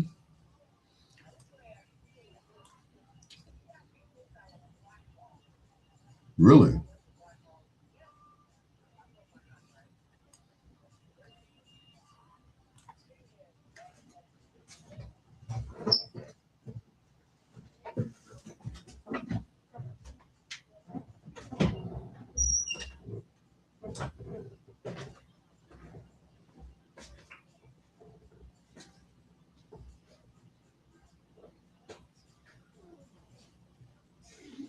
Okay. Mr. Walls, your daughter is a hard worker. She's a very in radio and the business. Sometimes you have to put to keep their sanity. It's not about the money. It's about being passionate about what you do.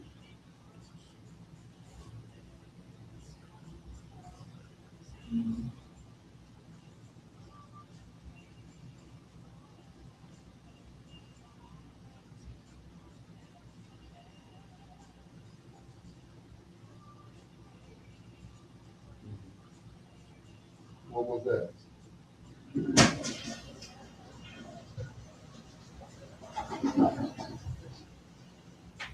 Hmm.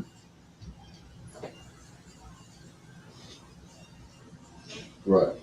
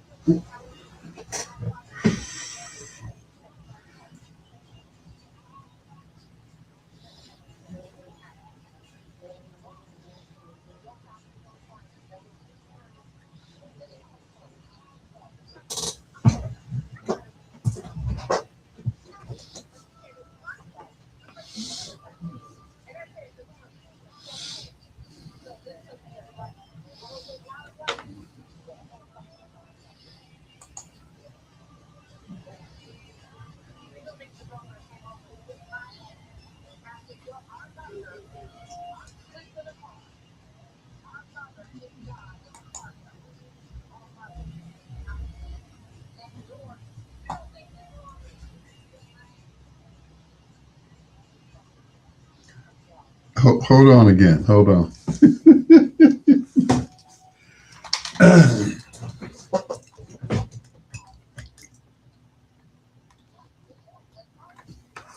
That is hands down one of my favorite Stevie Wonder songs, Golden Lady from Intervisions, right here on Bedtime Stories, just ahead of foreplay in about 7 minutes. People always ask me, who is your favorite singer of all time? And I have to say this young lady because I had a deep crush on Phyllis Linda Hyman. You can ask anybody. They're like, you like her? But she's this and she's that. I'm like, I don't care. But she is talented all the way down to her ankles. She had really big feet. And she admitted on one TV show that she had corns. I was like, oh, poor baby. But it didn't stop her from singing. Here's Phyllis Hyman from The Fish That Saved Pittsburgh. This is Magic Mona on Bedtime Stories.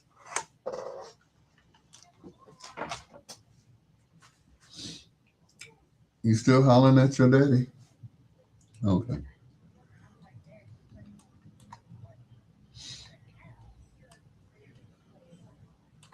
Yeah.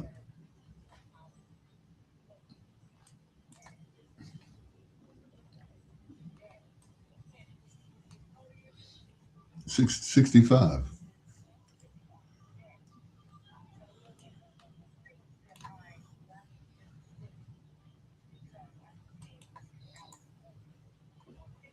Mm-hmm.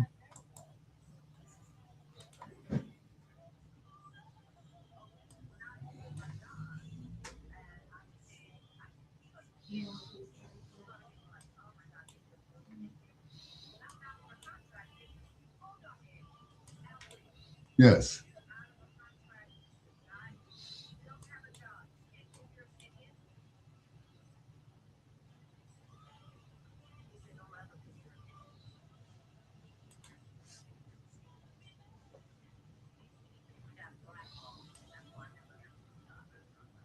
Oh, I got blackballed.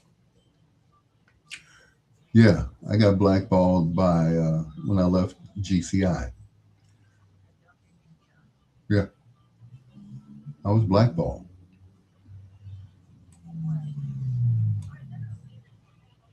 I wouldn't take a job that was offered to me. I turned it down, and then they refused to hire me any other time.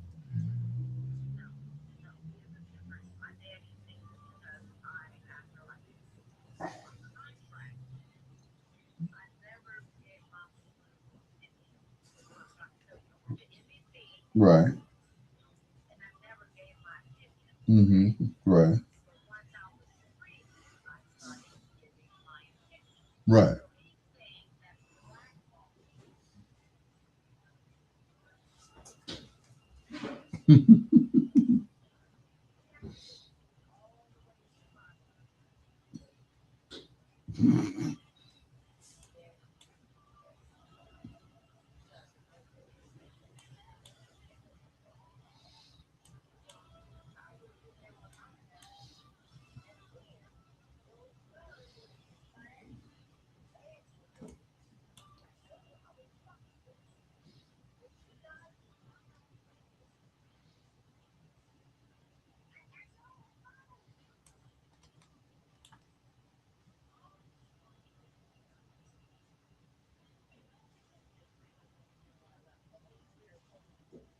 Mm-hmm.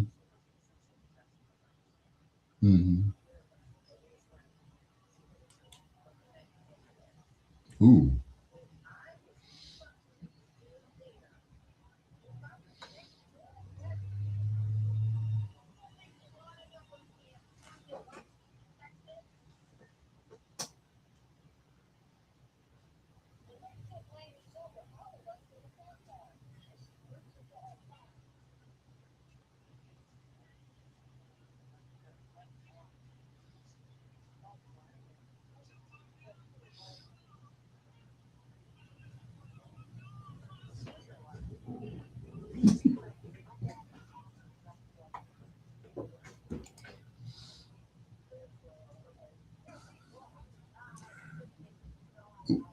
When you go talk to your daddy and you call me tomorrow, okay? I love you too, Sonia. Bye bye. Do do do do do do do do do do do.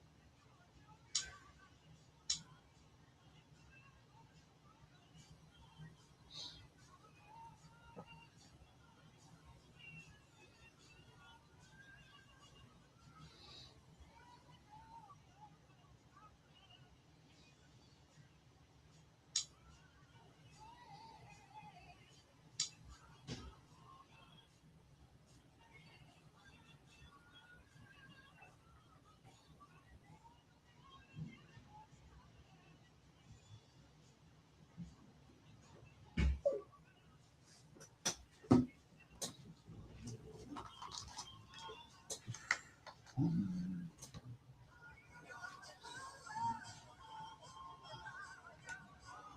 my woman, the Empress of Soul, Aretha Frank. Oh Lord! And then a fight ensued. Let's try that again. Take two. The Empress of Soul, Gladys Knight.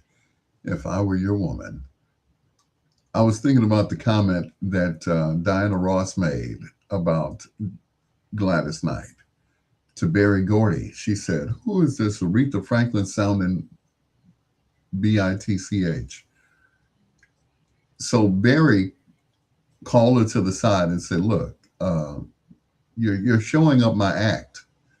It's like, "Excuse me, I thought I was one of your acts. You're showing up my act, you know." Yeah. So we're gonna have to take you off the tour. After that, Gladys went to Buddha Records, had a hit out the box, and that was Midnight Train to Georgia. It is your peanut butter brother, Dr. Al Greer, just ahead of foreplay here on WOSD Radio DB Chicago. WCHI Biggs Radio Chicago, taking you from the 8-track to the latest app, as well as WRLN Radio, a radio media station. I have to spell it out because I have closed captioning. WBOE, the best of everything. And last but not least, myjamradio.com. Got it? Good. Foreplay is next.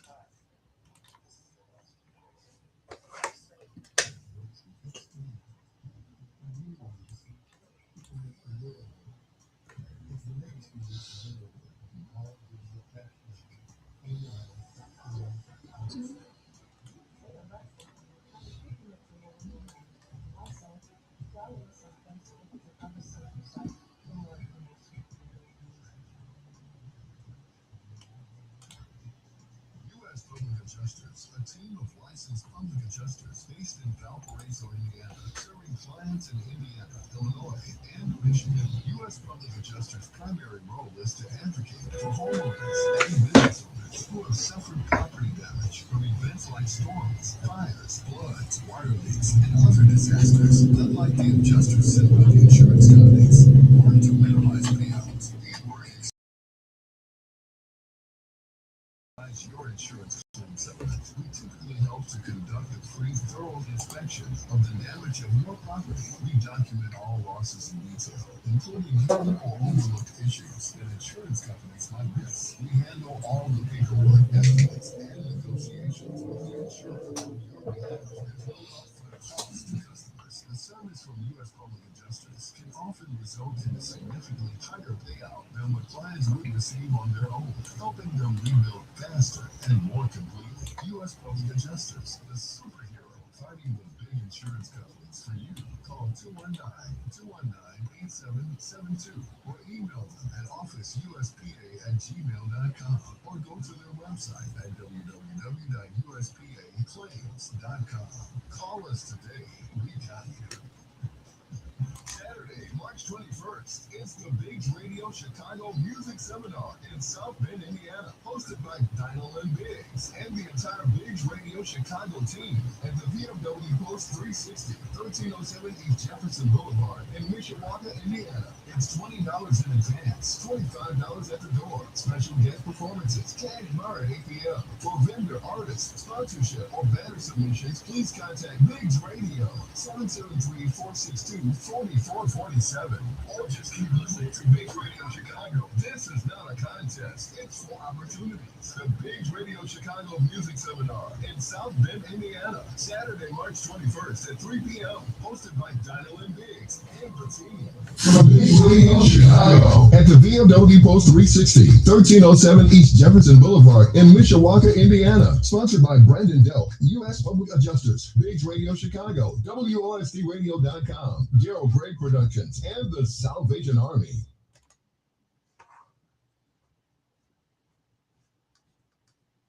And it is time for foreplay.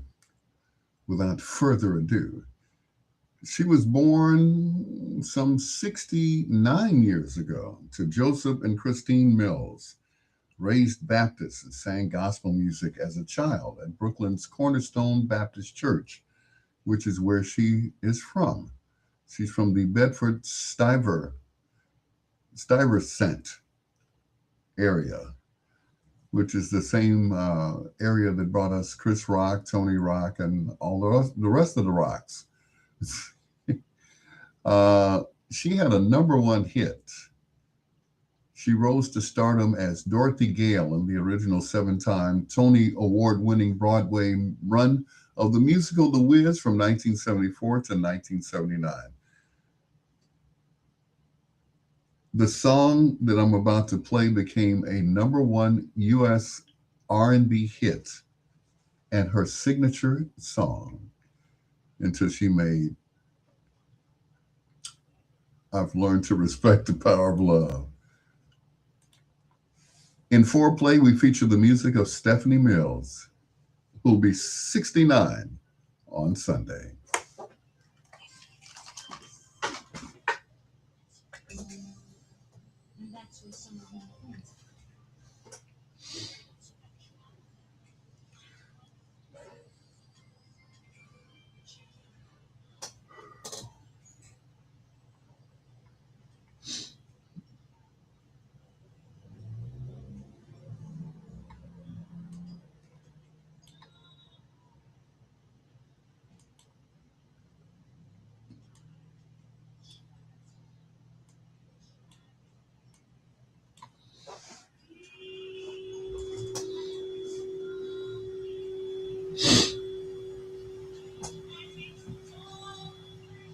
Dang, she's been married three times. Jeffrey Daniel, Dino Meminger, and Michael Saunders. Dang, she can't keep a man.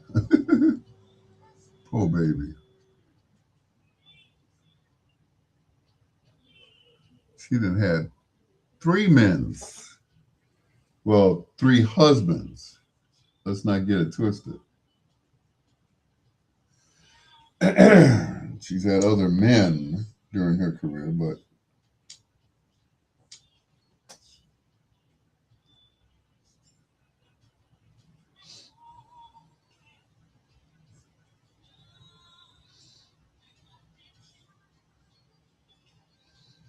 ooh, not the tanning salon.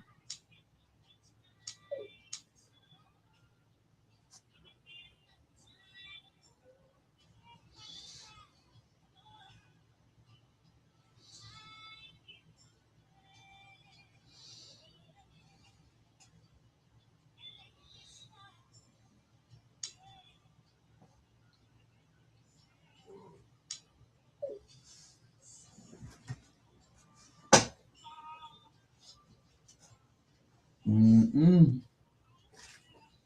You go.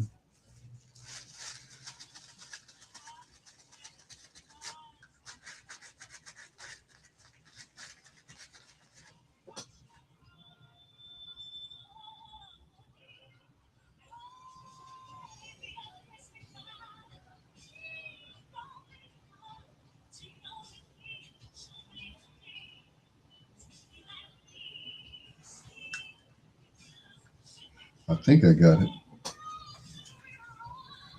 Ready. The election, the election results are in.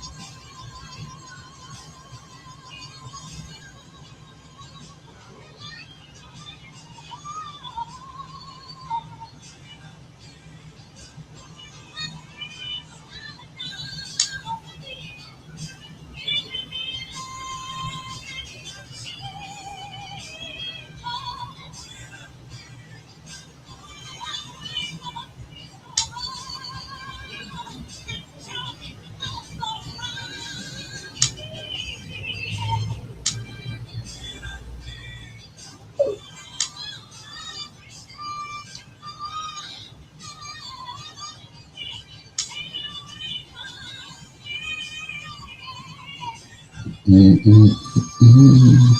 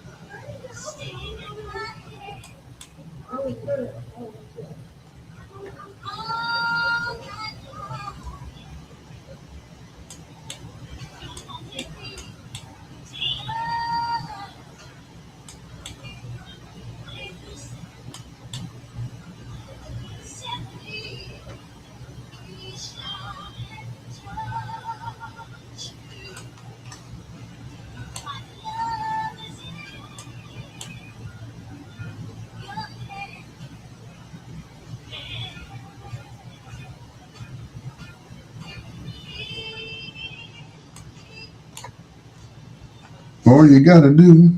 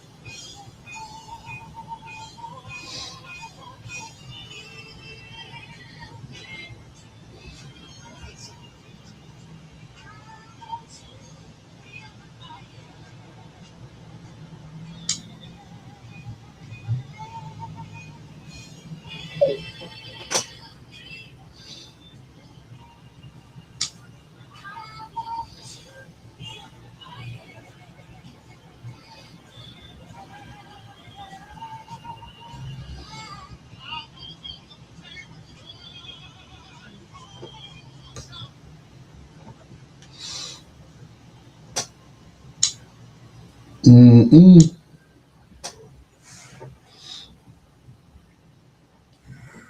I know, right? You never met her? Let me tell you.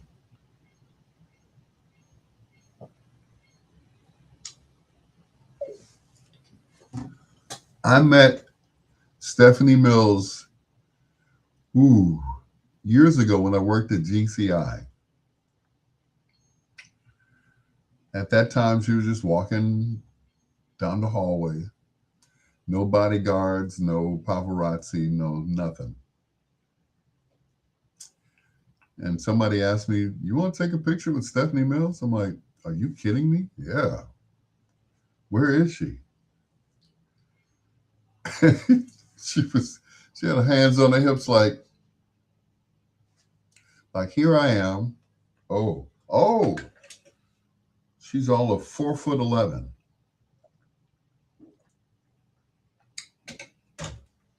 Swear for God, her and Alicia Keys are the same height. 4'11", no more than 5 feet tall.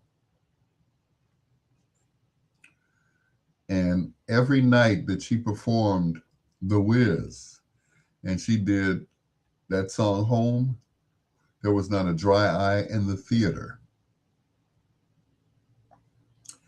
Yep. 4'11", and had a powerhouse voice. Woo.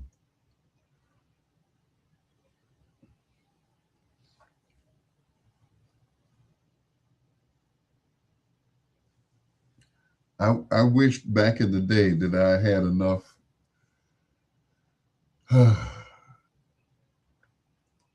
had enough nerve to ask her out on a date while she was there in Chicago. I just couldn't. She's gorgeous. You know, she grew out that funny looking stage, and that was it.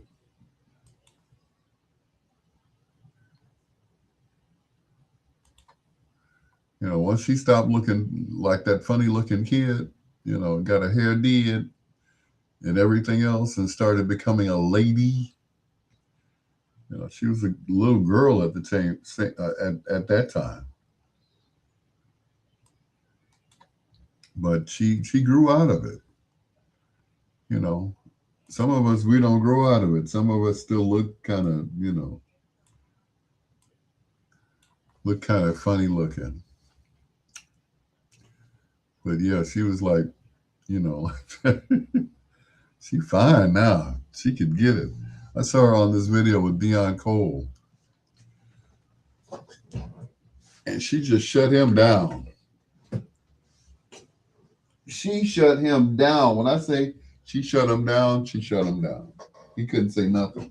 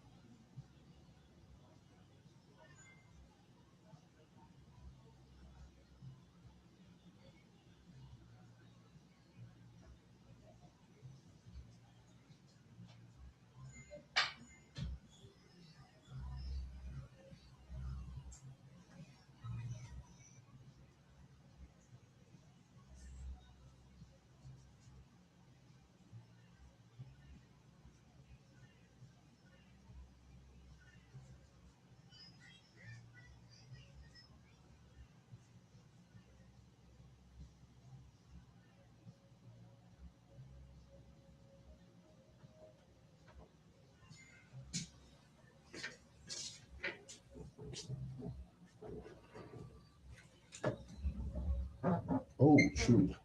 Had to put some ice in my cup.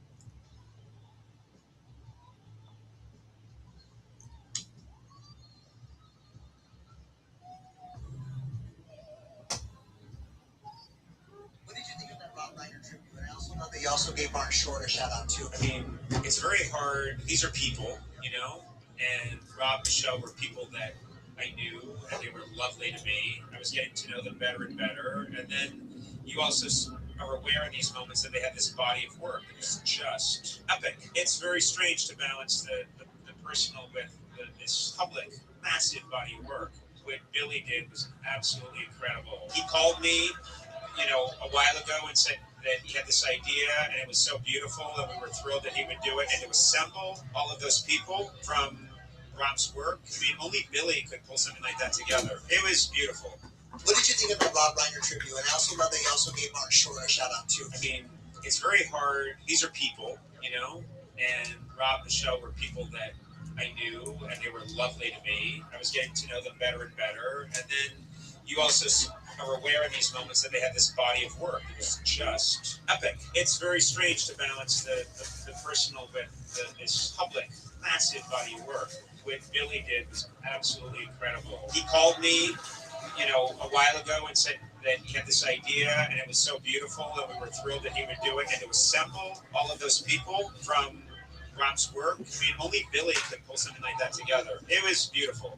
What did you think of that Rob Reiner tribute? And I also love that you also gave Martin Short a shout out. Let's do some foreplay with Al Greer on Bedtime Stories.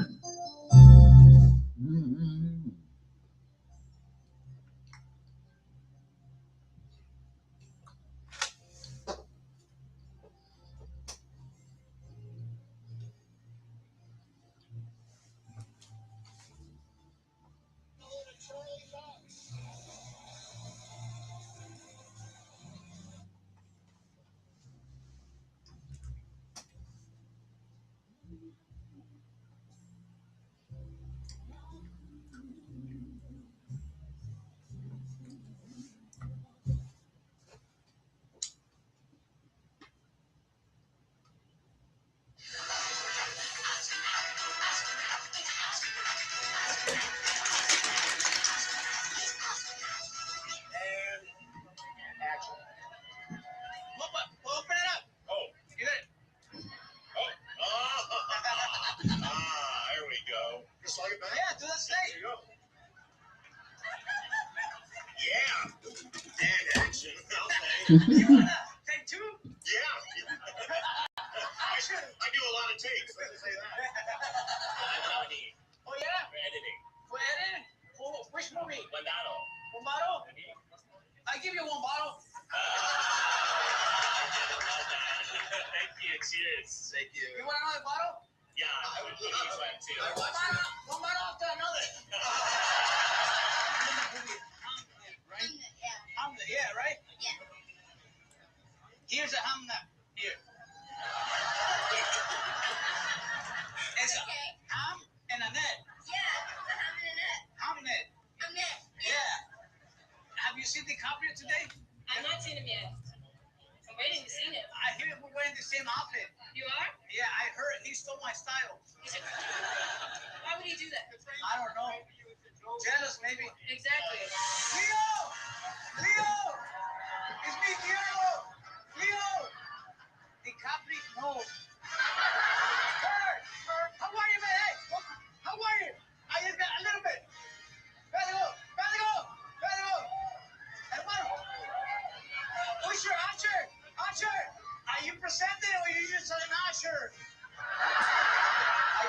as an usher. Oh, Maya, I love you guys. You want to do a tequila shot? Hey. She's so likable. Mikey, how are you, Mikey? How you doing? Great question, Mikey. Mikey, what's your favorite soup? Yeah. Lentil, yeah! She loves lentil like me, yeah! Hey, Diego, Pepe Kibble. He's lost. More tequila for me.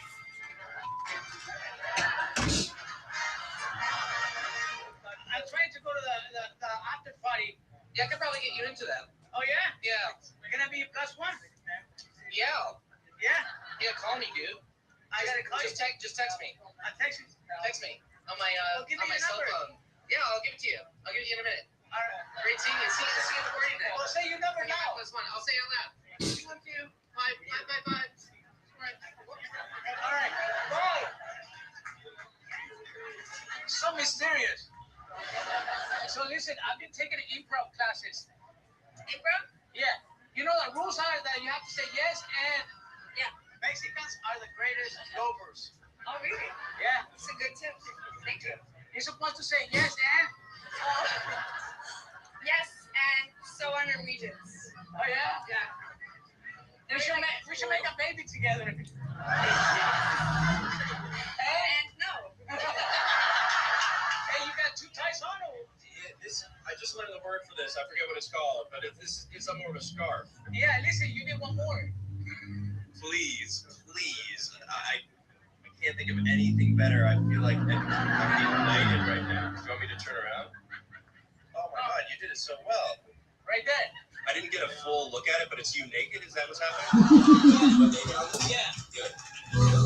It's very hot today, right? It's so hot. So look what I got something for you. No way! It's a fire. It's a fire.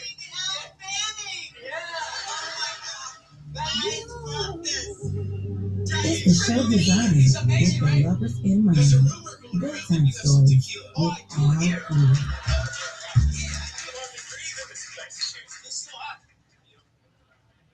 I don't want you to drink too much of this, all right? You got a long night ahead of you. Yeah, no, I'm okay. Listen, who will win in a fight between you and a hawk? Between me and a hawk? Yeah. Well, I don't want to fight with a hawk, man. I want a hawk to land on my shoulder. I want to be best friends with a hawk. I don't want to fight with a hawk. But I think it'd probably rip my eyes out. Oh, yeah? You want to try to kill it? No. My heels are too high. No, don't kill me. You want to take it to go? Fine, then take it to go. Cheers.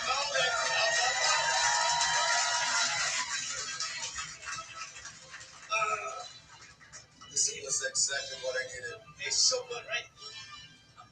You're in bad shape. I've been in bad shape all my life. Hey, Jimmy, I said something special to you. Yeah. I'm open it. Hey, you drink it. You're going to make out with me.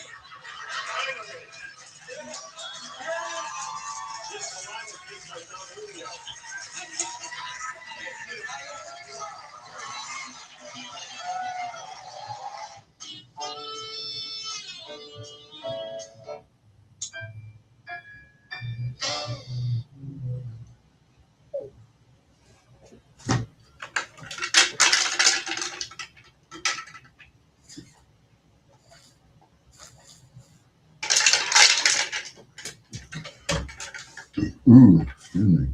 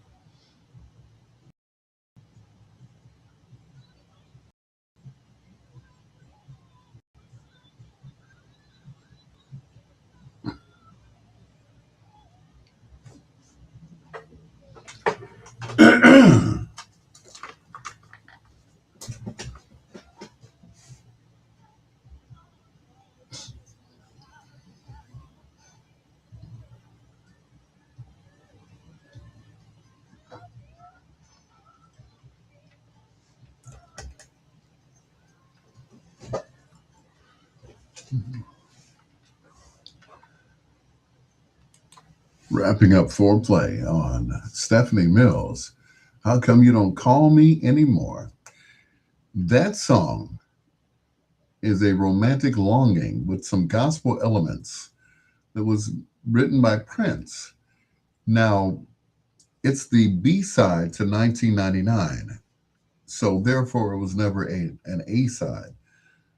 But the first, so which means it was never on an album until 1993 when it was on the hits, the B sides, which were two different CDs that he released.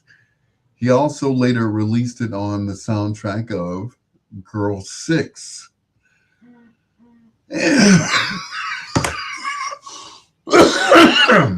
Excuse me. I got a little choked up there. And of course, he performs it on his 2002 live album, One Night Alone Live. And of course, Stephanie did a great job at recreating the song too, as well as Alicia Keys. She did a version of it too. So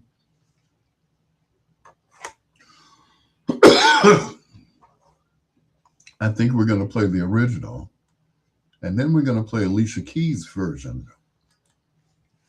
This is just Prince at the piano and stomping with those heels on. The B side of 1999.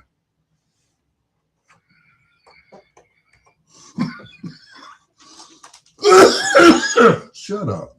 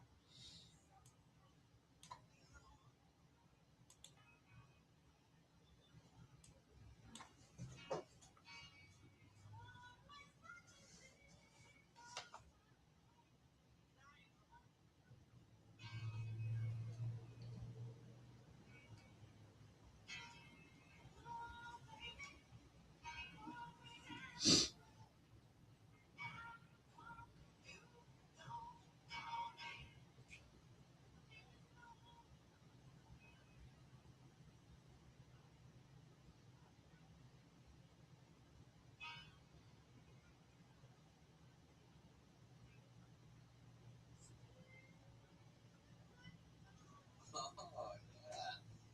She liked that one. Who's she? What are you doing? This is text dating. It's when you text a woman and you decide who you want to meet face to face. Isn't it easier to meet a woman the old-fashioned way? Oh, conk over them to the club and drag back to cave.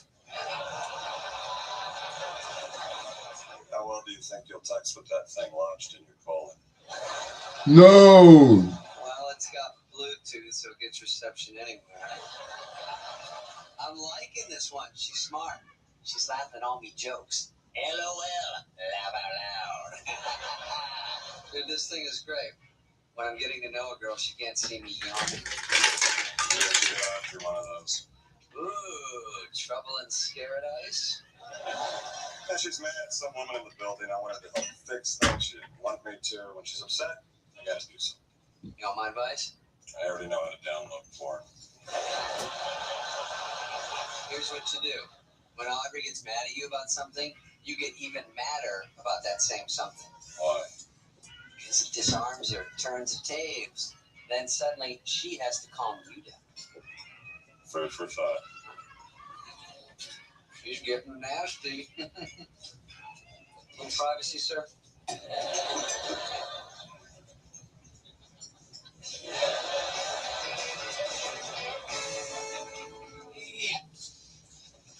Time for the world premiere of our sexy sex tape.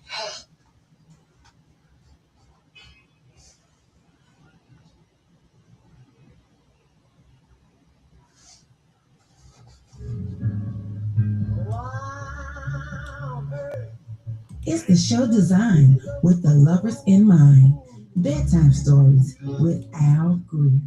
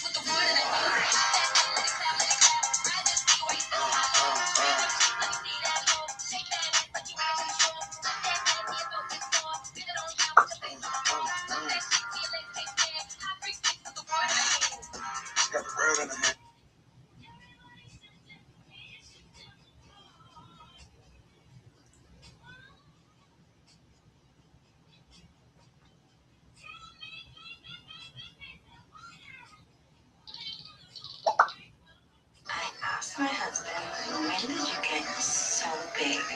His confidence is different every year, right? So often it's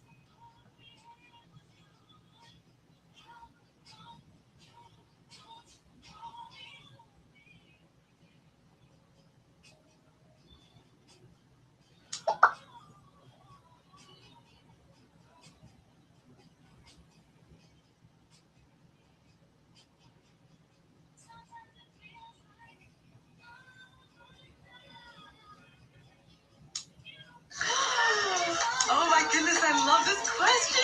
I think.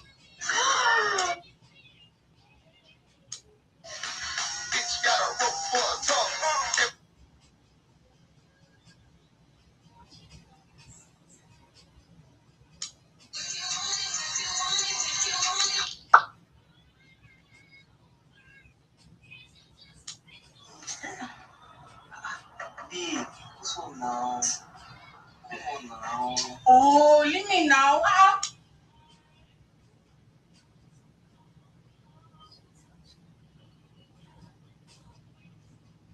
Sugar Ray Leonard married Bernadette Roby in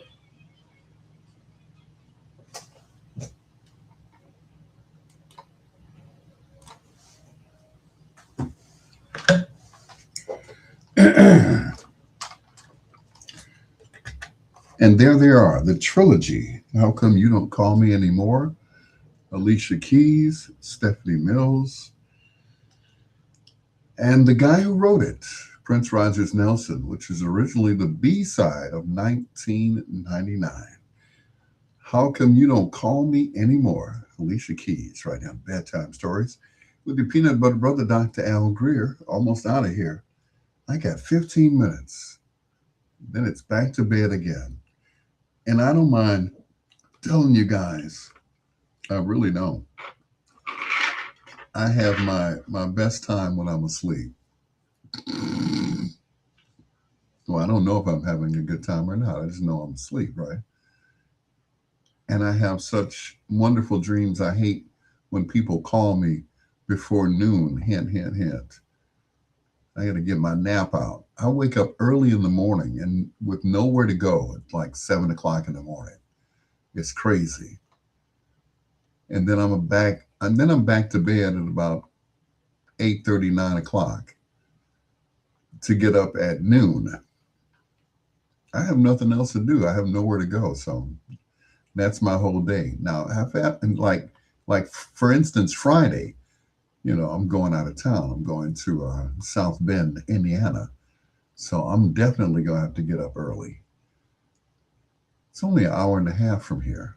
So what am I worried about, right? I'll get there, check into the room, and just pull out my laptop computer and chill. It's what I always do. Or probably go back to sleep because the function is not until Saturday. So unless they have some stuff for me to do, which I hope not. Here's the first of two in a row from Cameo, formerly known as the New York City Players. This is Feel Me on Bedtime Stories.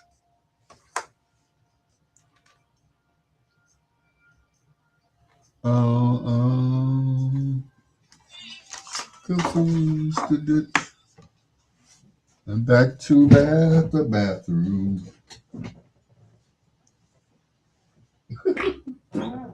Woo.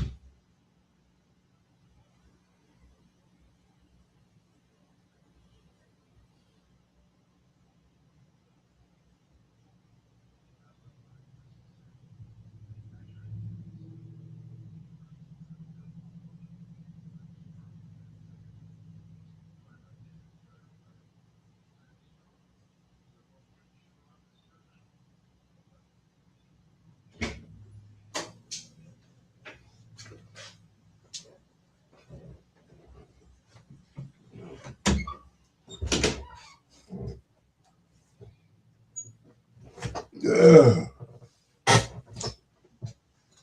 Ini yang jantannya gatelan udah pengen kawin, yang betinanya pasrah aja. Jadi ya sama-sama enak lah kalau kayak gini. Ya friend ya. Ini yang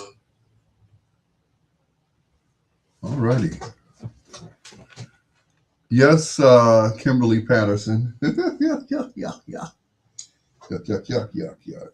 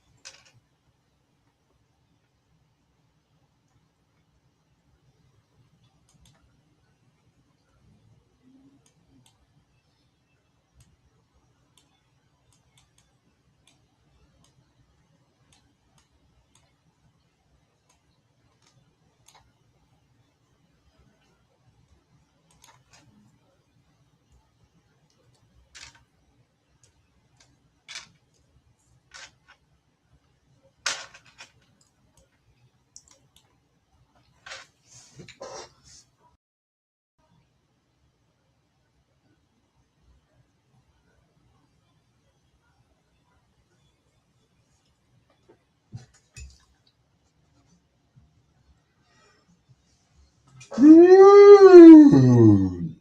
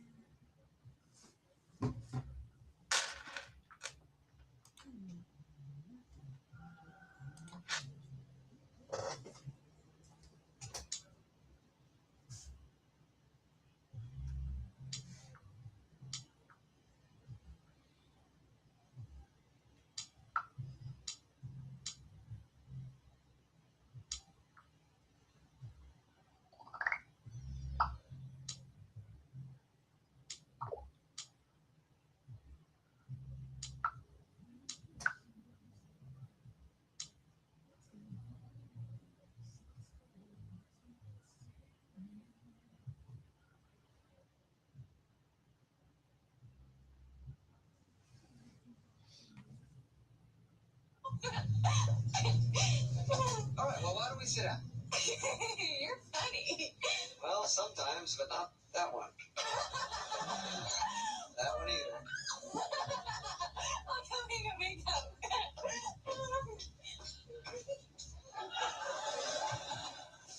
She laughs at everything.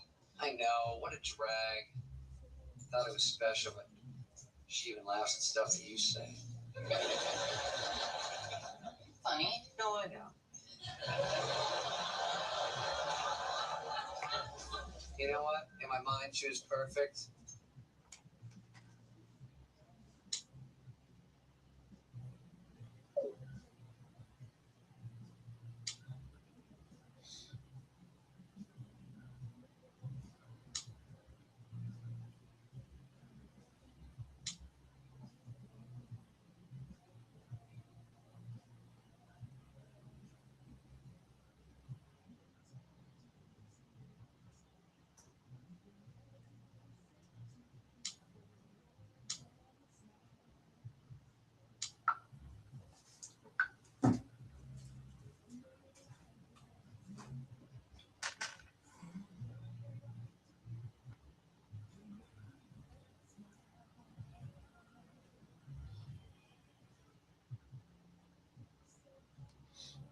Do that.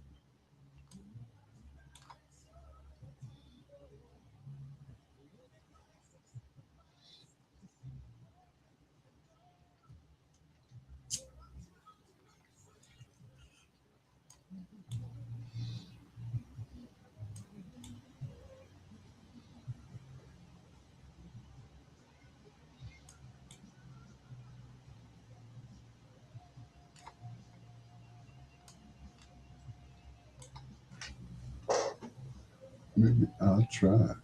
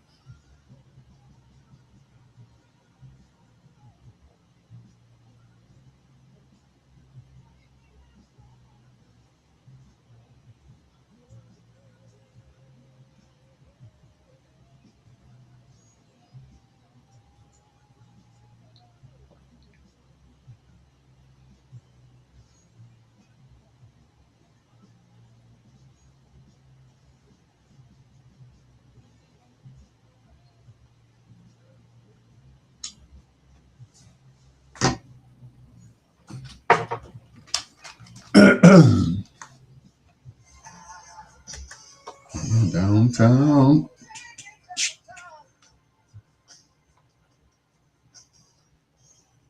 That is that has got to be one of my favorite songs, slow songs by Cameo, hanging downtown, right here on Bedtime Stories with your peanut butter brother, Dr. Al Greer.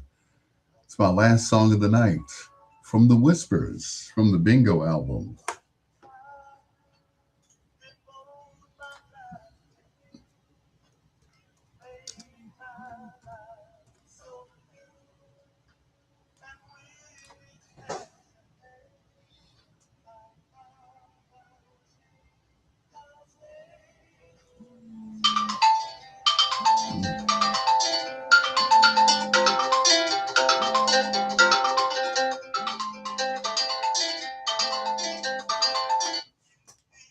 Elaine Hampton. Wrapping up my show in about 2.5 minutes.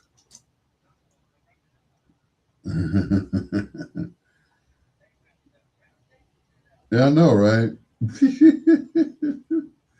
You sound like my friend I just got off the phone with. She's like, "What are you doing?" "I'm doing my show." Said, I need to talk to you right now. I'm like, "Okay, well, you got me."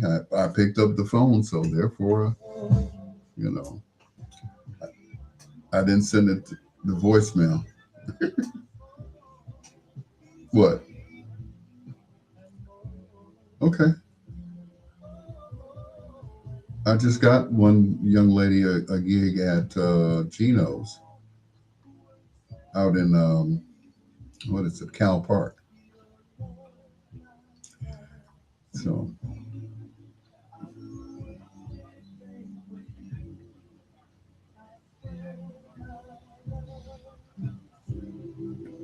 okay, uh,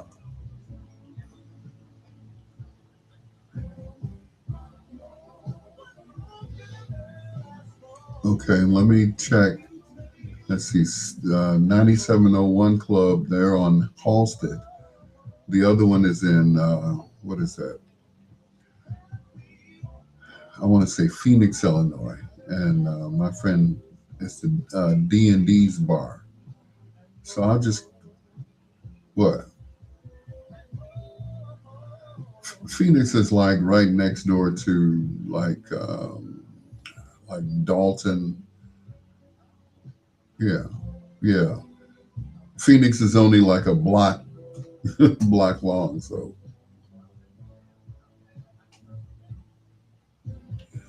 let me call around. Call me tomorrow, and I'll call them and see who's got something available.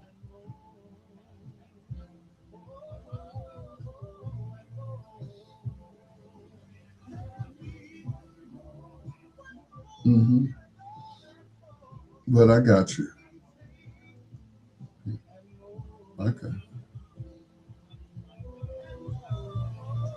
Okay. Well, call me before then to remind me because I got so much stuff going on. So, all right, cool. Hold on for a second. Hold on.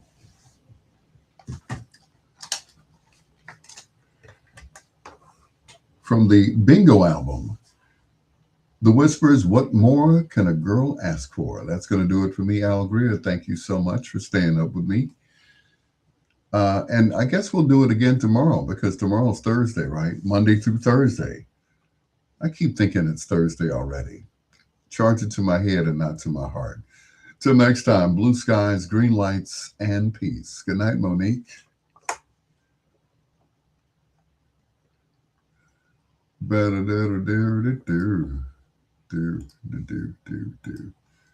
And good night, Facebook. Yay.